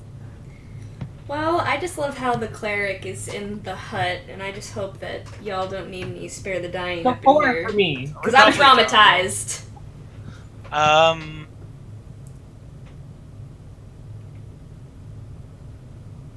21. 20 to 15? 15. Be back. Sorry about that. Back. No, that's okay. Okay. Jett, what was your number? Okay. 4. It Oh, was 4. Alright. I rolled with advantage and I got 2 2s. So I have 4 as my initiative. Alright, so Thalia, the one that is lurching out at you, is going to make its attack. Oh no. Alright. It is going to slam its arm against you. It... Remind me, what's your armor class? Does a 15 hit? It does, yeah. Ah, damn. Alright. That's close. You take... My Wow, 2 damage. Oh, nice. Cool. Oh. Alright. Glad I didn't waste shield on that. Orsan, it is your turn. Bonus action. You know what time it is? I cut myself. Oh my god. Is that TOS? I don't know. Hemocraft dies D6 now, right? I think. Yeah. Yeah, it is. Okay, I take 3 damage. Question. You took more from cutting yourself than Thalia did from the enemy. I know. Question. How far from the hut are we? These two are in the hut. You are just outside of it. Oh, so we're still near the hut. Yeah, you're like right next to it. They are just inside of it, and the zombies are... I meant like where Jessamine and Rhogar were. Sorry. They're probably about a quarter mile off. Okay, so... I'm going to hit the one... Oh my gosh. I see the... Yeah, the Orsan would do this. I see the one grabbing onto Thalia and hitting her, and I attack with an extra attack at that zombie that's grabbing at her. Alright, so 2 attacks at the zombie. Mm-hmm. Okay, let's see how... Oh yeah. Does a 14 hit? It does, yes. Okay, cool. And then... Does a 15 hit? I'm assuming it does. It does, yes. Okay, so... 1d8 plus 5... Oh god. 1d8 plus 5... 6... And I'll roll a d6... 7 damage. Roll another d8. 8... 14... 7... 21 damage, and I heal 6 health, so I'm back at full. Great. The zombie, you cut clean through the zombie's arm, and it... and continues to crawl its way over the wall. Mm-hmm. Yeah, I cut the one nearest to Thalia.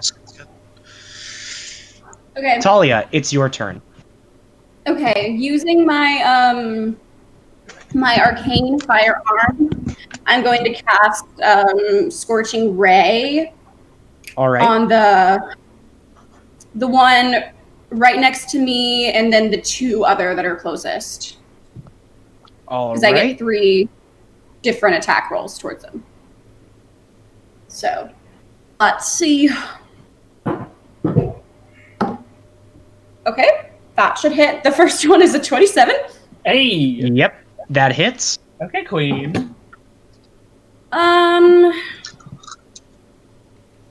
This one may not. Let's see. Does a 14 hit? It does. Okay, cool. Good to know. And, yeah, that hits. That's a 26. So yeah, they all hit. And then with the arcane firearm, I add another D8. That's how that works, right? Yes. I don't have it pulled up. And then where's my D10? Wait, is it a D? It's 2d6 damage per array, and then you get to add a d8 because of your arcane firearm. Yep. So just so you know, I can't move my token. Right. I have not assigned this one to you yet. Haha. Okay, so the first one takes 12 damage. All right. The one that just attacked you just disintegrates. Fabulous. Oh my goodness, this D6 does not like me. This one only takes 6. All right. And then the last one. Are you kidding me? We're gonna switch. Yeah, this D6 is not very friendly. Ooh, Okay. Man. And then this one takes 10.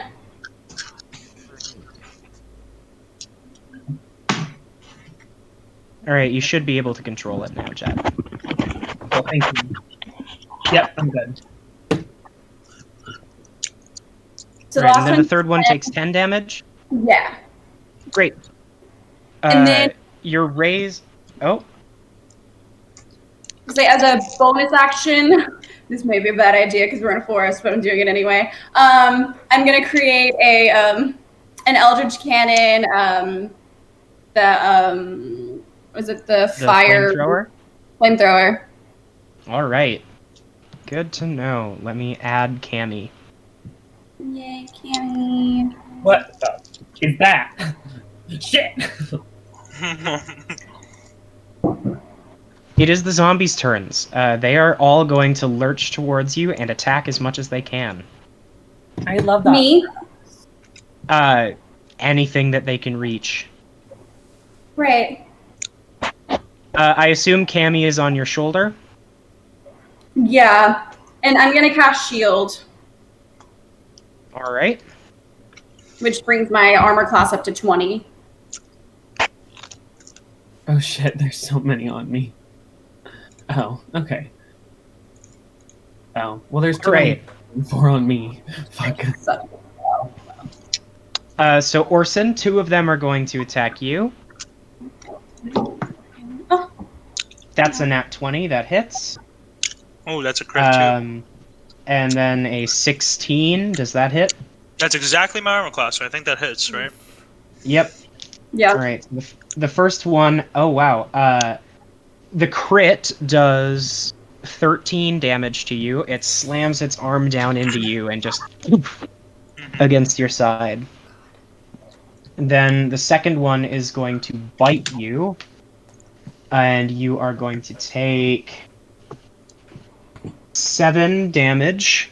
It's going to down into your shoulder. And I need you to make a Constitution saving throw. Oh, I knew it. Oh Okay. no. Flash of Genius.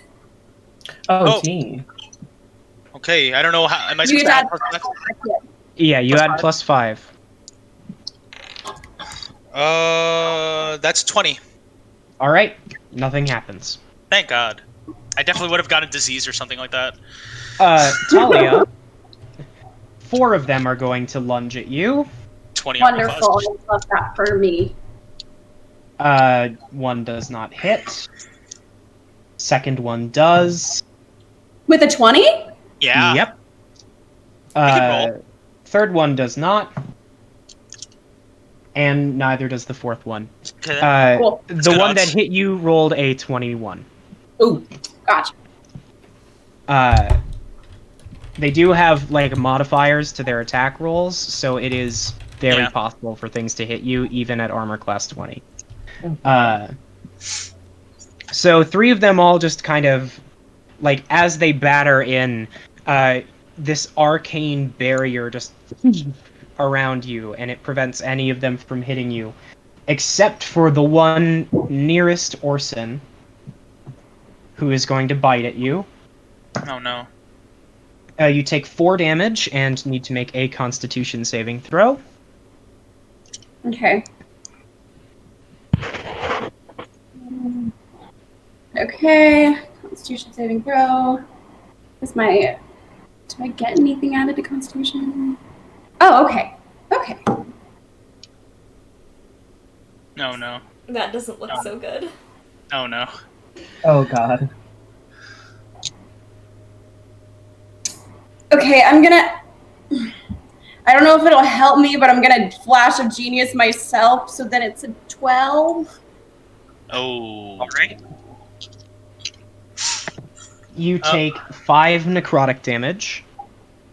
Okay. Cloud. The 4 nearest you are going to make their Nope. attacks. Sorry, It's okay. force of habit. Elias. It's okay. Yes. The first one hits. The second one does not. The first one is going to batter at you. Cool. Third one misses. And wow, really bad rolls. 2 nat 3s. So one of them hits. And it slams its arm down into your side, and you take 4 bludgeoning damage. Cool. Cool. Elias, Great. it is your turn. Cool. I'm going to draw my shining greatsword.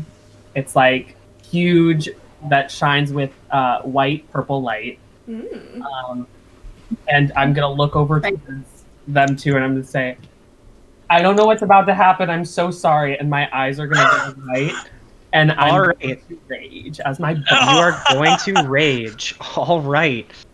So go ahead and roll a d20 for me. Oh my god! It was almost a 1. It was another 2. All right. Dice okay. jail. I have the table. I will let you know in just one second. That's so. I didn't have it pulled up. No worries. Yep. You teleport 20 feet away from you. Cool. It forces you to on this turn. You can choose to on the rest of your turns until rage ends. Cool. So where do I teleport? You teleport right behind the crowd of zombies. Cool. I'm going to take my first 2 my 2 swings at this one and then this one. All right. Okay. And I add my extra rage damage. Ooh, fun. Ooh. Okay. Does flanking also work since he's behind them? Oh no. There needs to be some. There is no one flanking them. He is just Okay. standing behind them. Cool. I'm going to attack the first one. That's an 18 to hit.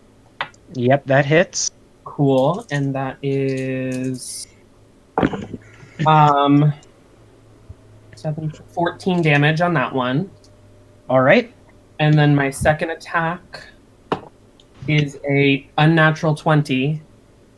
Yep, that hits. And that is 13 damage. All right. Just one second. Hours. Hey, I didn't hurt you guys. That's pretty cool for me. Orsan and Thalia, you watch as all of a sudden he draws his sword and a blinding white light surrounds you. You are like practically unable to see for a second, and then all of a sudden he is behind all of the zombies and cutting through them with this giant glowing sword. Nice. You slash straight through the first zombie. It like to the ground Oh my god. and is starting to crawl at your legs. The other one fared a little bit better. You were able to chop straight through its arm, and you cleaved like a giant gash down its side. All right, that is the end of your turn. Ow! I just hit myself in the face. I'm a danger to myself and others. Anyway. All right, Orsan, it is your turn.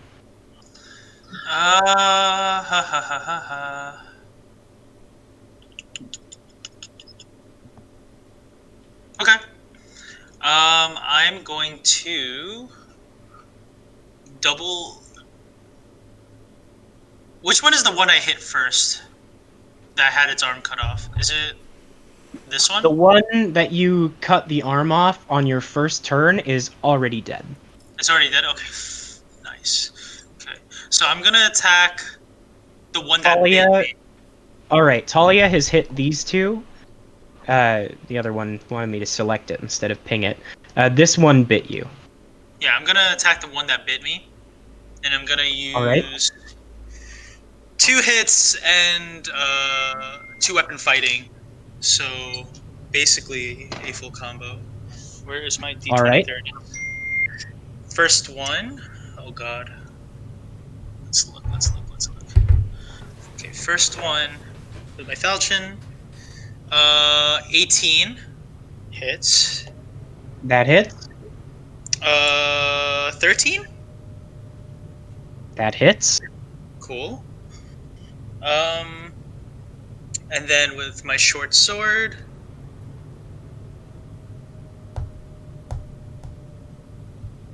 Oh god, this is so many dice. Okay. D8. 2 plus 5 is 7. Plus 2 is 9. 1 plus 5 is 6. Plus 3 is 9. What was my first roll? 7? 7, yes. 7 plus 9. And then 6. 7 plus 9 is 16, plus 6 is 22 damage to that one zombie.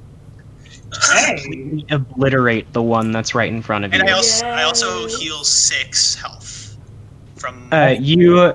You cut the head clean off and then straight through its middle, and then bring your sword down, and this zombie is just gone.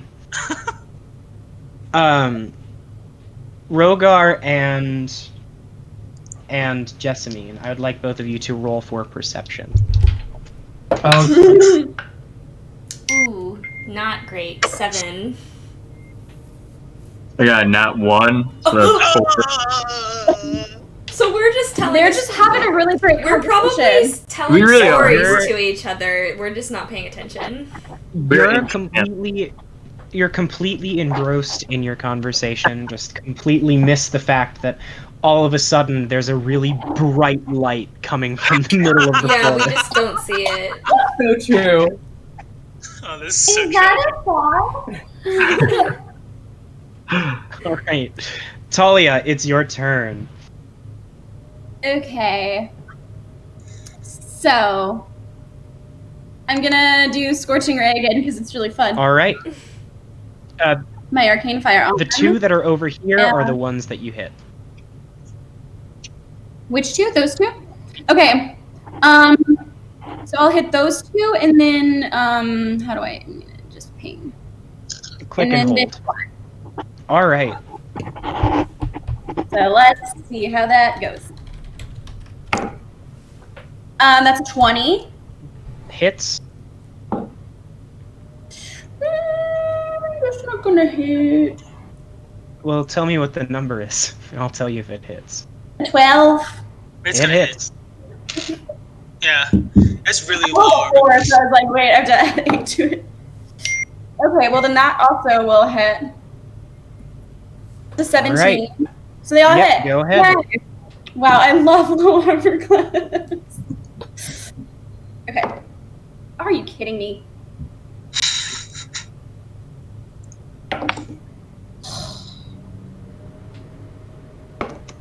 Oh.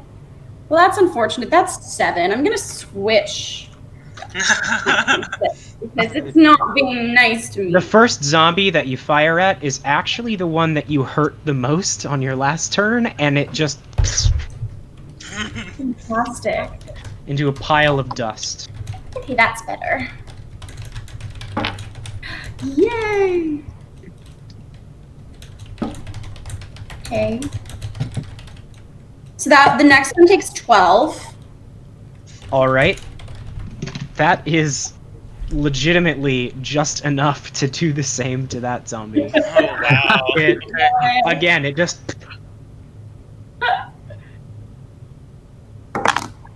Ooh. Okay. And then this one takes 18. Right. It does not die, but it, like, the ray goes clean through its chest, and you can see singe marks from around the hole. Fantastic. And then I'm pretty sure if I do, like, since it's a 15-foot cone, so I'm trying to figure out how to do it without hitting, Elias, whatever. Elias, yes. Elias. Yeah. Um, So I think You can hit. Since you, Cammy is on your shoulder, I would say that it's coming from you. There's just no way for me to put her on top of you. This is here. fine. So just cast it from this angle, and it should be. It would not hit. It wouldn't hit these zombies over here. Oh, I need to. It wouldn't hit these two, and it would not hit Elias. Okay. Cool. I'll do that then. So they have to make. Let me see again. You should have to make a dex save. Is that how that works? I'm checking my sheet. Yes, they have to make a dex save of 16 or take 2d8s. All right, so let me see. It's 5. 1 fails. 2 fail. 3 fail. Right. 4 fail. Yay! And 1 just barely succeeds. Goddamn. Okay. So this guy over here just manages to shamble out of the way. Everyone else takes full damage. Great. And the guy who managed to get out of the way still takes half. Yes, okay, that's what I was checking for. Perfect. So, 58. Oh, sad. Okay. So that's 10 damage. The one that you hit with the Scorching Ray just completely disappears. Great. The other ones each take their damage, and they are lit aflame for their next turn. Oh no. Oh no. Oh gosh, do I have to make a save? No. I'm going to need you to make a Wisdom saving throw. Yep. No. So it's like crap. 18. All right. You hear Jessica building up in what's the word I'm looking for? In volume in your ear, but you're able to just bat it out of the way and keep going. Okay. I mean, I'm lighting things up anyway. Remember what you want from me. So, it is now the zombies' turn. I need Rhogar and and Jessamine to make another Oh check. boy. 8.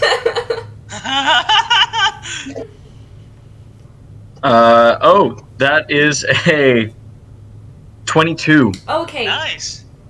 Alright. You hear very faintly just a and you look and you see this giant cone of flame just a couple 100 yards away from you. I'm still talking. I'm just like, and then there was this mushroom, and I took this potion, and I only wanted to eat. Huh? Jessamine. Did you see that? What was it? No. Is that where they were walking? Yeah, I saw a lot of fire. That sounds like Thalia. Maybe we should check that out. Yeah, let's go. Okay. I grab her and put her on my shoulders and start running in that direction. Sweet. Great. You begin to just sprint towards them. Yes. It is the zombies' turn. As they begin to lurch towards you, the same small white ball of flame appears again from the chest. Oh, God.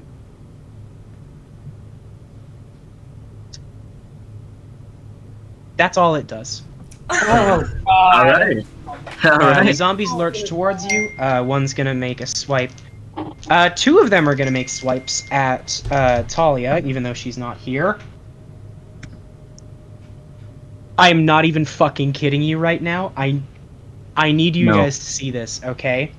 Oh, no. No. That is. Did he roll 220? 2 critical. 1 and 2 natural 20s. No. Oh my god. No. I am. So rude! That's a 1 in 400 chance. I Oh my am not even kidding you right now. That's That's amazing. a 1. Oh my god. That's a 1 Okay. in 400 chance. All That's right. crazy. That's amazing. So one of them is gonna bite you, and one of them. One of them's gonna bite you, and one of them's gonna slap at you. Wow. Okay, the bite does 9 damage, and you need to make a Ow. Constitution save.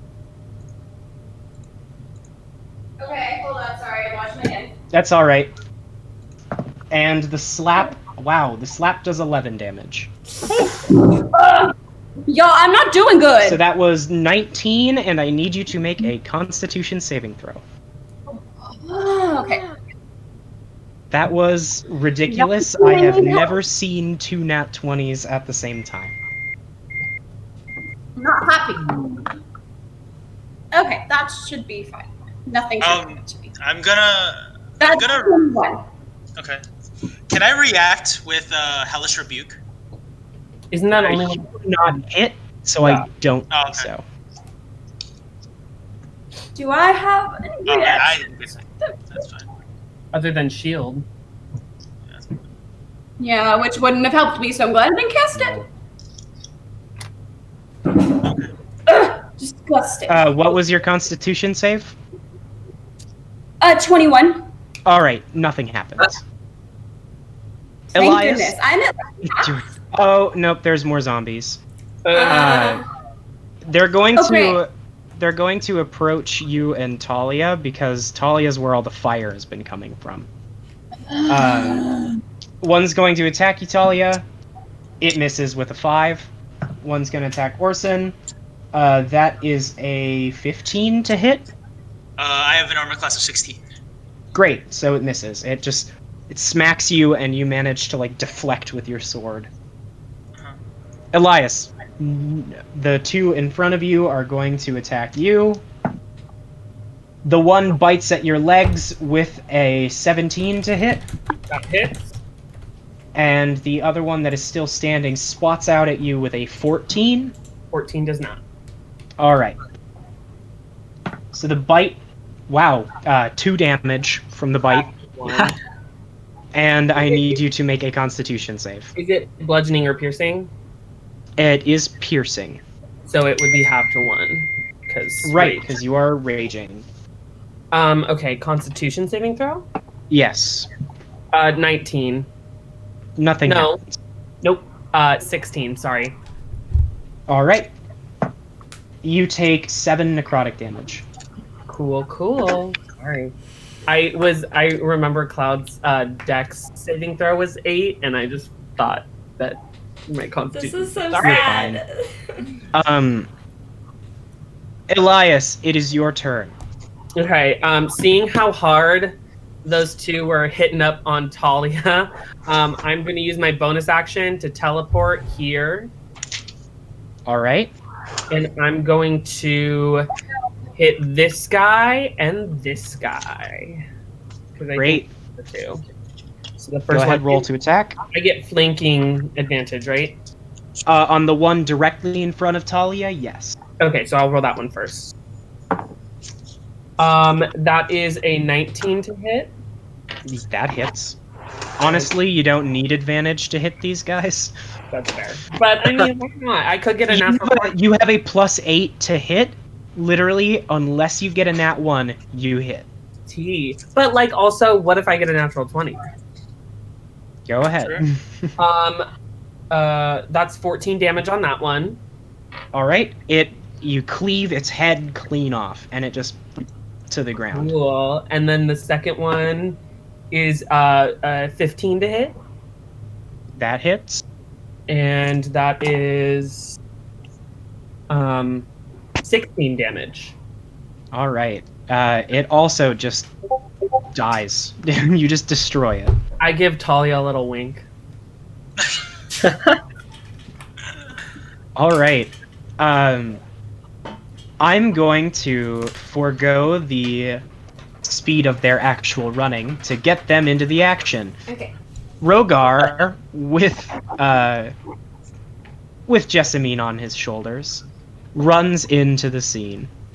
You see a very rundown shack, a very not good-looking Thalia, and a little ball of flame behind them, as well as blinding light from Elias's sword. And my eyes are glazed over white. Do we roll? 22 hit points. Like, okay, but Yes, you two can roll initiative. Okay. Slicing them bitches up. That's not bad. Okay. 13. What's my modifier? Just tell me the numbers. Sorry, There's only 13. 2 of you. All right. And I had 11. 7 or 11? 11. All right. Oh, 1 nice. 1. All right. Orsan, it is your turn. Okay. I'm gonna use my action to use my only level 1 spell slot and cast Cure Wounds on Thalia. Queen. thank Great. you. Ooh, Thank nice. 10 health. All right. Nice. Okay, thank you. I'm Oh, right. Spencer, Yes. I have my. It's been 10 minutes yet because I have my Ring of Regeneration where I get 1d6 It has not after been every. 10 minutes yet. Yeah. Okay.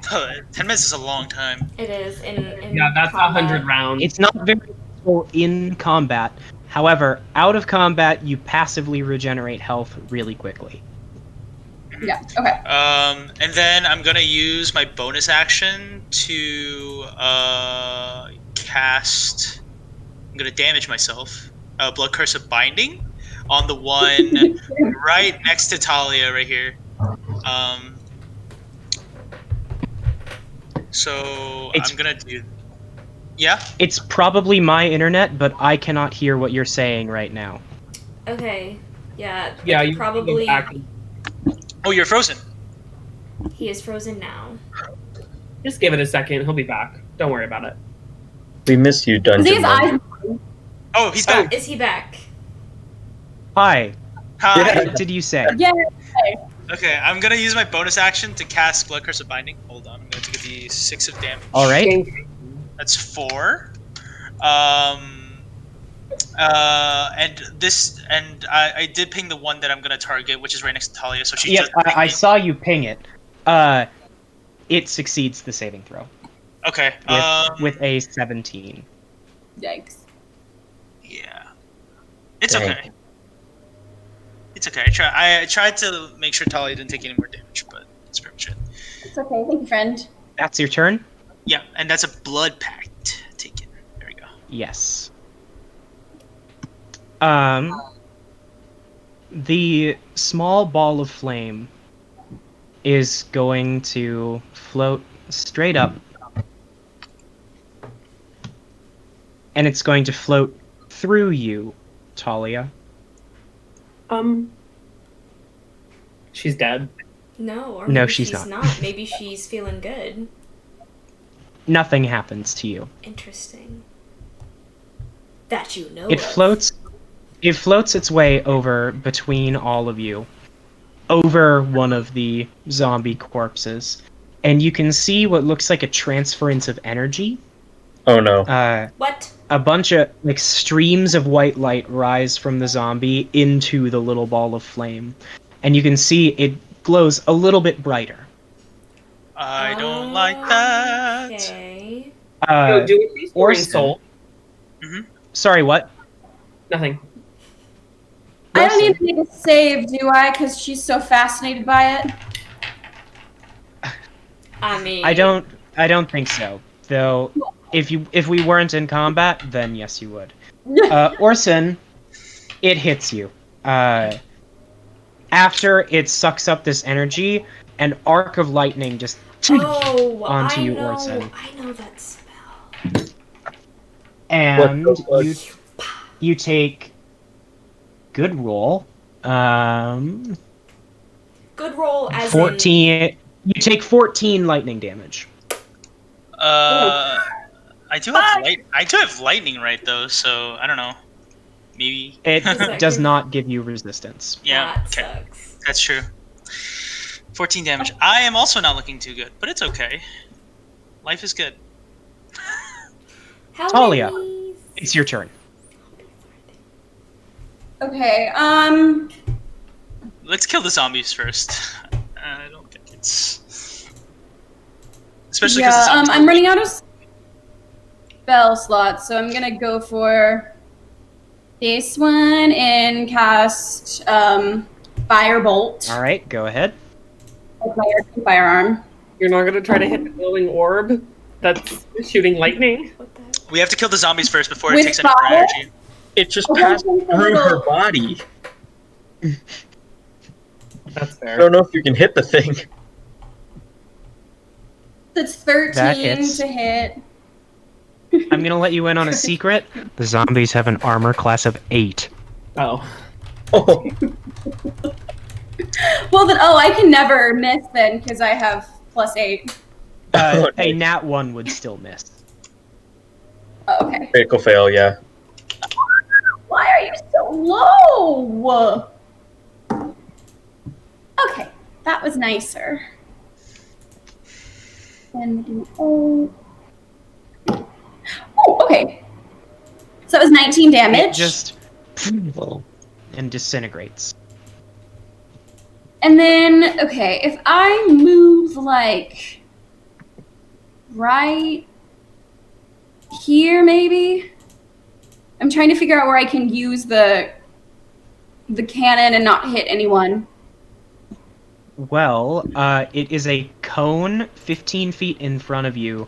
Yeah. So, there's no way to hit the zombie and the ball of light without also hitting either Elias or Orsan, or both. Okay, well, what if I just go for the 2 zombies that are right here? I can take it. You would probably need to get closer. You can hit me if you want. I can take it. You would have to be like right here. No, you would have to be like right here to hit them Yeah, without just- hitting anyone else. Just get, like, here, Yeah, and right here. 1 square closer, and you'd be able to. I mean, she is about there. Right here? Sure, you'd hit him from there. And, Okay. Jessamine and Rhogar might get singed hairs, but They wouldn't they're not be gonna take any damage. Okay. Well, that's good. We don't want them taking damage. Okay. So then they have to make a dex save of 16. All right. They both fail with a nat 1 and a nat 2. Ooh. Great. Gang. Okay, Gang. it's only 8 damage, but What was that? it's 8. Oh, well, one of them dies. The one that was just a torso crawling on the ground. And the other one is really not doing great. Right. Jessamine, you and Rhogar run in right as a cone of flames engulfs the area in front of you. And Rhogar Amazing. manages to, like, skid to a stop right before you run into it. It is the zombie's turn. This one is gonna lurch towards you, Thalia, because you just attacked it. And it really misses. It really misses. And he's standing missing. Orsan, the one in front of you, is gonna try to bite you and miss with a nat 2. Wow. Your dice Jessamine, were like, it's your you turn. got 2 d20s, Okay. and now they're like, fuck you. First, I would just like to say that everyone in the chat, I don't know what happened, but our faces are gone, but I am working on fixing it. I just have to redo Yeah, I noticed. it all. Shoot. But I'm going to, on the closest zombie to me, which is that guy, yeah, Guiding Bolt. All right. It kills him. Oh, amazing. Great. Yeah. As long as it hits, it kills him. Let's just make sure.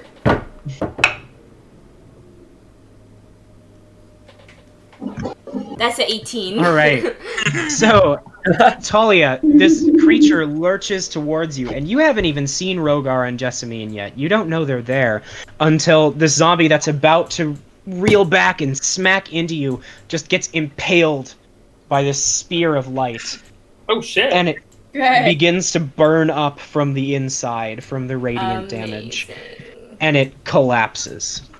And then you see Jessamine sitting on Rhogar's shoulders, like, right. Does that end your turn? Help, I'm It dying. does, yeah. Alright. Rhogar, it's your turn. Okay. So, Amazing. I can reach Mr. Zombie. I would Great. like to run over to the last zombie. I don't think I need to use my giant smite right now. No, you don't. Yeah. Unless For you just one- wanted to be extra. I grow to 12 feet just to defeat one zombie. No, I'm gonna run over and slash at him with my sword, or great sword of life stealing. All right, go for it. That will be a 23 to hit. So Yeah, yes. you hit. You hit. And let's roll for damage. 3, 4, plus 4. That's 11 damage. Wow. It is just barely clinging on to life as it Dang it. turns around and. Well, I have my second attack, You. which I will try Yes, again. you do. Go ahead. All right. That is a 16 to hit. No, there's no way. As it opens its mouth and its tongue pours out like. Ugh. Your sword just cleaves straight through its head. Good. Amazing. Thanks, Rhogar. Of course. Leaving just this small ball of light between all of you. Yeah. So don't know what odd. this is. Elias, it's your turn. Do I hit it? I'm gonna try to hit it. All right, roll to hit. Okay. 16 to hit. Miss. Your sword passes straight through it. Um, Ah. I'm gonna teleport. I guess. I'll teleport over here, so we're just kind of surrounding it. All right. Remind me, have you taken any damage in the last turn? Yeah. Well, I hit something last turn. Right. So, unless you take damage, your rage will end on your next turn. Or you haven't attacked a hostile creature since last turn, and I did that. Yes. So unless something hits you before your next turn, your rage will end. Okay. It's fine. I teleport. Orsan, it's your turn. I didn't hit it.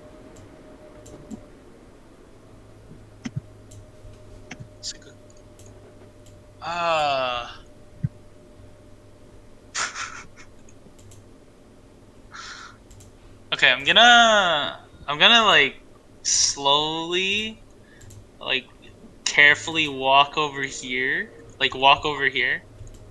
All right. and I'm going to Eldritch Blast it.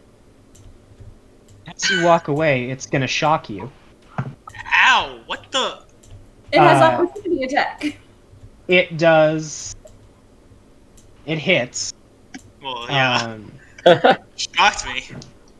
And it does 15 lightning damage. Okay, I'm actually so close to getting unconscious right now, like very. And because it was an attack of opportunity, it prevents you from moving away.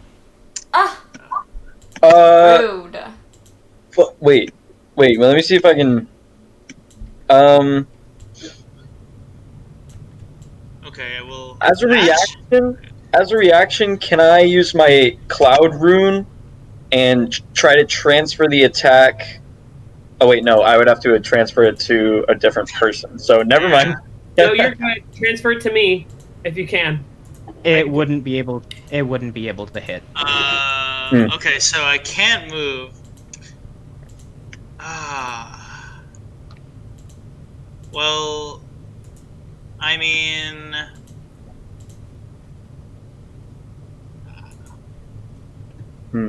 there's not really much I can do, I think.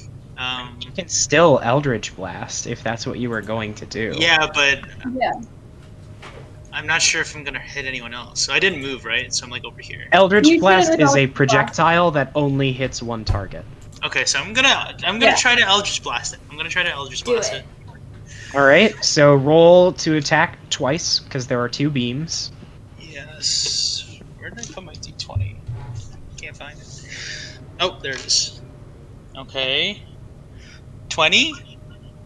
That hits. Okay. 21? That also hits.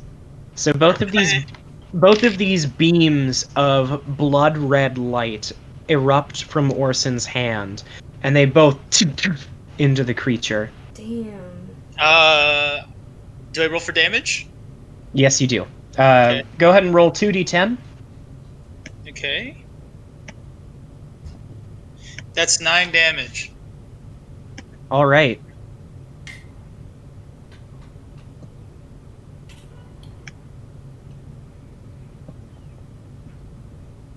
It does damage.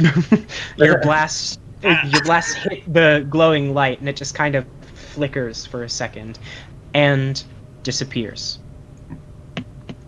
Oh, the light disappears? Yes. Oh. Thank God. Thalia, you are the only one who can tell. The creature is still here. It has just become invisible. Oh no. Great. Great. Haha. Only Thalia can still detect it Great. because We're of her good, passive guys. perception. Wait. Oh, because of my passive perception. I was like, Yeah.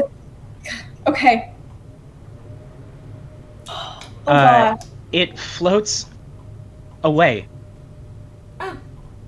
Like away? Like it's outie or Into the trees. Oh. Like we're out of initiative? It has flown 50 feet away from you. Oh Unless you want to do anything, it is... Thalia, you're the only one who can see it. But Let's just... unless it is I'm your glad. turn next, so if you wanted to do something to it, you could. Me or who? Me. Thalia. Oh, sorry. I thought. I'm dumb. I'm dumb I boy. don't think so, because it's no longer, it doesn't seem hostile anymore, so why would I? I mean, it's It also like passed through me and didn't do anything, so I don't know why I feel like it's my friend, but it's like obviously it's not. I think because it's fire. So I'm not gonna do anything. I'll just tell them, guys, it's on. saw it when the zombie died. Get like the light through it. Like Jessamine saw that, right? Yes, you did. Just gonna. Okay, that's a pretty high intelligence check. I'm going to kind of sit and ponder for a second and kind of say, well, I wonder if it wanted you to come here and kill all those zombies because it gets more powerful when you kill the zombies. The Zamboni.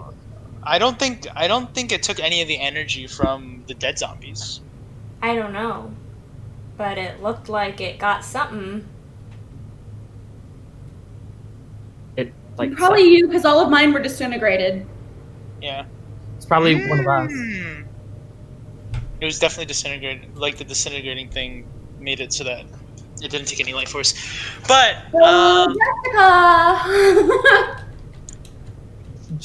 Jessica. Jessica. Oh, Jessica? it's best to not even ask. Yeah. Do you know what that was? I'll make a history check. Yep, go ahead. And while this is happening, I'm kind of talking to Elias and being like, when I first met her, I thought she was saying my name because my name's Jessamine, but she's not. So she was basically... What was the history check? I haven't really, sorry. Yeah. Oh, it's alright.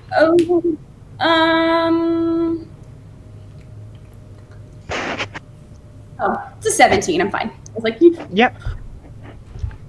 Well, I must say I was quite impressed by the display that you just put on. That, my dear, was a will-o-wisp. Uh-huh. makes sense. They're small undead creatures that lure... spirits that lure humanoids off into dark places so that they can siphon the life force from them. oh, great. Let's go. Cool. So when it passed through me, what was it trying to do? I don't know, move probably? You know, Jessica, your sass is a lot, but it's okay. It's okay. Does she talk to herself Thank you. often? So she's not like actually talking to herself. She's talking to the hag that lives inside Okay, her brain. okay. I was possessed by a hag, okay? And now she lives in my brain. She raised me, I murdered her, and then she kidnapped me from my home and she was like evil and abused me, and so I killed her. But then she, in her like dying moment, she possessed me, and so now she lives inside of my brain.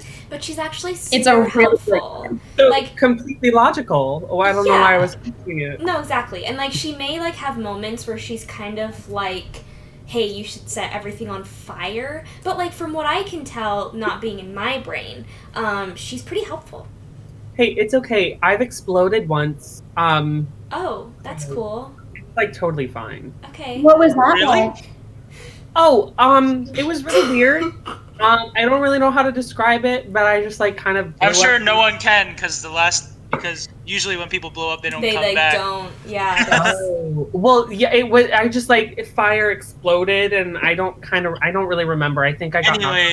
Anyways, Dungeon Mungeon, was there That's actually so anything inside the cool. chest, or was it just a will-o-wisp just guiding us It was toward- just a will-o-wisp trying to steal your life force. you know what? There That it was is. very smart of Jessamine, I must say. She was kind of Should like. we go back and maybe chill? Yeah, I need a Well, rest. what if we just chill here, and I just make the dome here? We can do that. Sure. Why not? I spend 10 minutes and I make another tiny Great. hut just right here. I take a nap right here. Is there anything? Are we taking a short or a long? I think long. Presumably long rests, yeah, so you we can sleep like through the night. we go to bed. Yeah. Is there anything that any of you would like to do before I have you? something. Can Oh. I do another night of payment? Question mark. That's up to Thalia. She's the one who has to work on it. Yeah. True. I If can you work need a little to bit, but I really need a long rest. Okay. So if I can do both, then Right. sure. But You can do need a both. long You rest. just can't do. You can do one activity and then take your rest. If you try to do two, you don't get the long rest, and in this case, you would take a point of exhaustion. Yeah. So I'll help you, but then I'm gonna go to sleep. Okay. All right, so that's another 13 gold. How many more days do I have left? 7. 7. Nice. That's a lot of She is about halfway done, and now that she has finished her research, she can actually start work on the sword itself. And now, as you're drifting off to sleep, Orsan, you can hear Thalia faintly cursing and smacking your sword with a hammer. good. I had something I wanted to do really quick. I want to pull Jessamine to the side of the dome. You said you can send messages to people. Yeah. Can you do that if you don't know them? One second. Like I could. You have to be familiar with the creature. Could I describe? You Well, can it certainly says- try. It says the creature hears the message in its mind, recognizes you as the sender if it knows you, and can answer in a like manner immediately. The spell enables creatures with intelligence scores of at least 1 to understand the meaning of your message. You can send the message across any distance, and even to other planes of existence. But if the target is on a different plane than you, there's a 5% chance. You can send a short message of 25 words or less to a creature with which you are familiar, is the kicker. So you can certainly try. If you gave me a brief description, I could try. But Yes, I would say you can give her a description and she can make an intelligence check. Oh no. So I just Oh, wake up, flash of genius. Can I give myself guidance? It is not a high DC, and she has already given you +5. Oh, okay. it's my friend. His name is Kalen. Okay. He is about my height, a little shorter. Okay. I was always a taller one. Dark hair, not as long as mine, shorter. More lean. And I go on to like describe him in more detail. Okay. Oh fuck. Oh wait, I'm lucky. Alright. Oh. Okay, that is with an intelligence of 17. Nice. Send your message. Oh yeah, with Flash of Genius, actually, that Yeah, is send your 22. message. Okay. Send your message. I make sure to tell him before that he only has 25 words. Okay. Rip. This is Elias sending message by proxy. I'm sorry. I had to leave. I will try to be safe and come home soon. Love you. Okay, I copy that over. I repeat what he said. Alright. Message was to Crazy Pete. It was. What? Why am I hearing voices in my head? Oh my god. After a minute or two, you hear a gentle voice respond. Oh. Elias left? Okay. Tell him to be smart and don't get yourself killed. He said to be smart and don't get yourself killed. Thank you. Mm-hmm. By the way, what does proxy mean? It means like I sent this message through you, so like you're just the messenger, Oh. but I'm the one like describing the message to you. Cool. Okay. Yeah. Okay. Cool. Of course. Can I do one more thing if possible? Yeah, that was short enough. Okay, I want to take out my little sketchbook and start sketching the will-o-wisp. And just like draw it out so I can paint it later. Cool. I'm gonna play the recorded thing, Cloud's recorded thing, before I go to bed. Another one. I love you all. Stay safe for me. And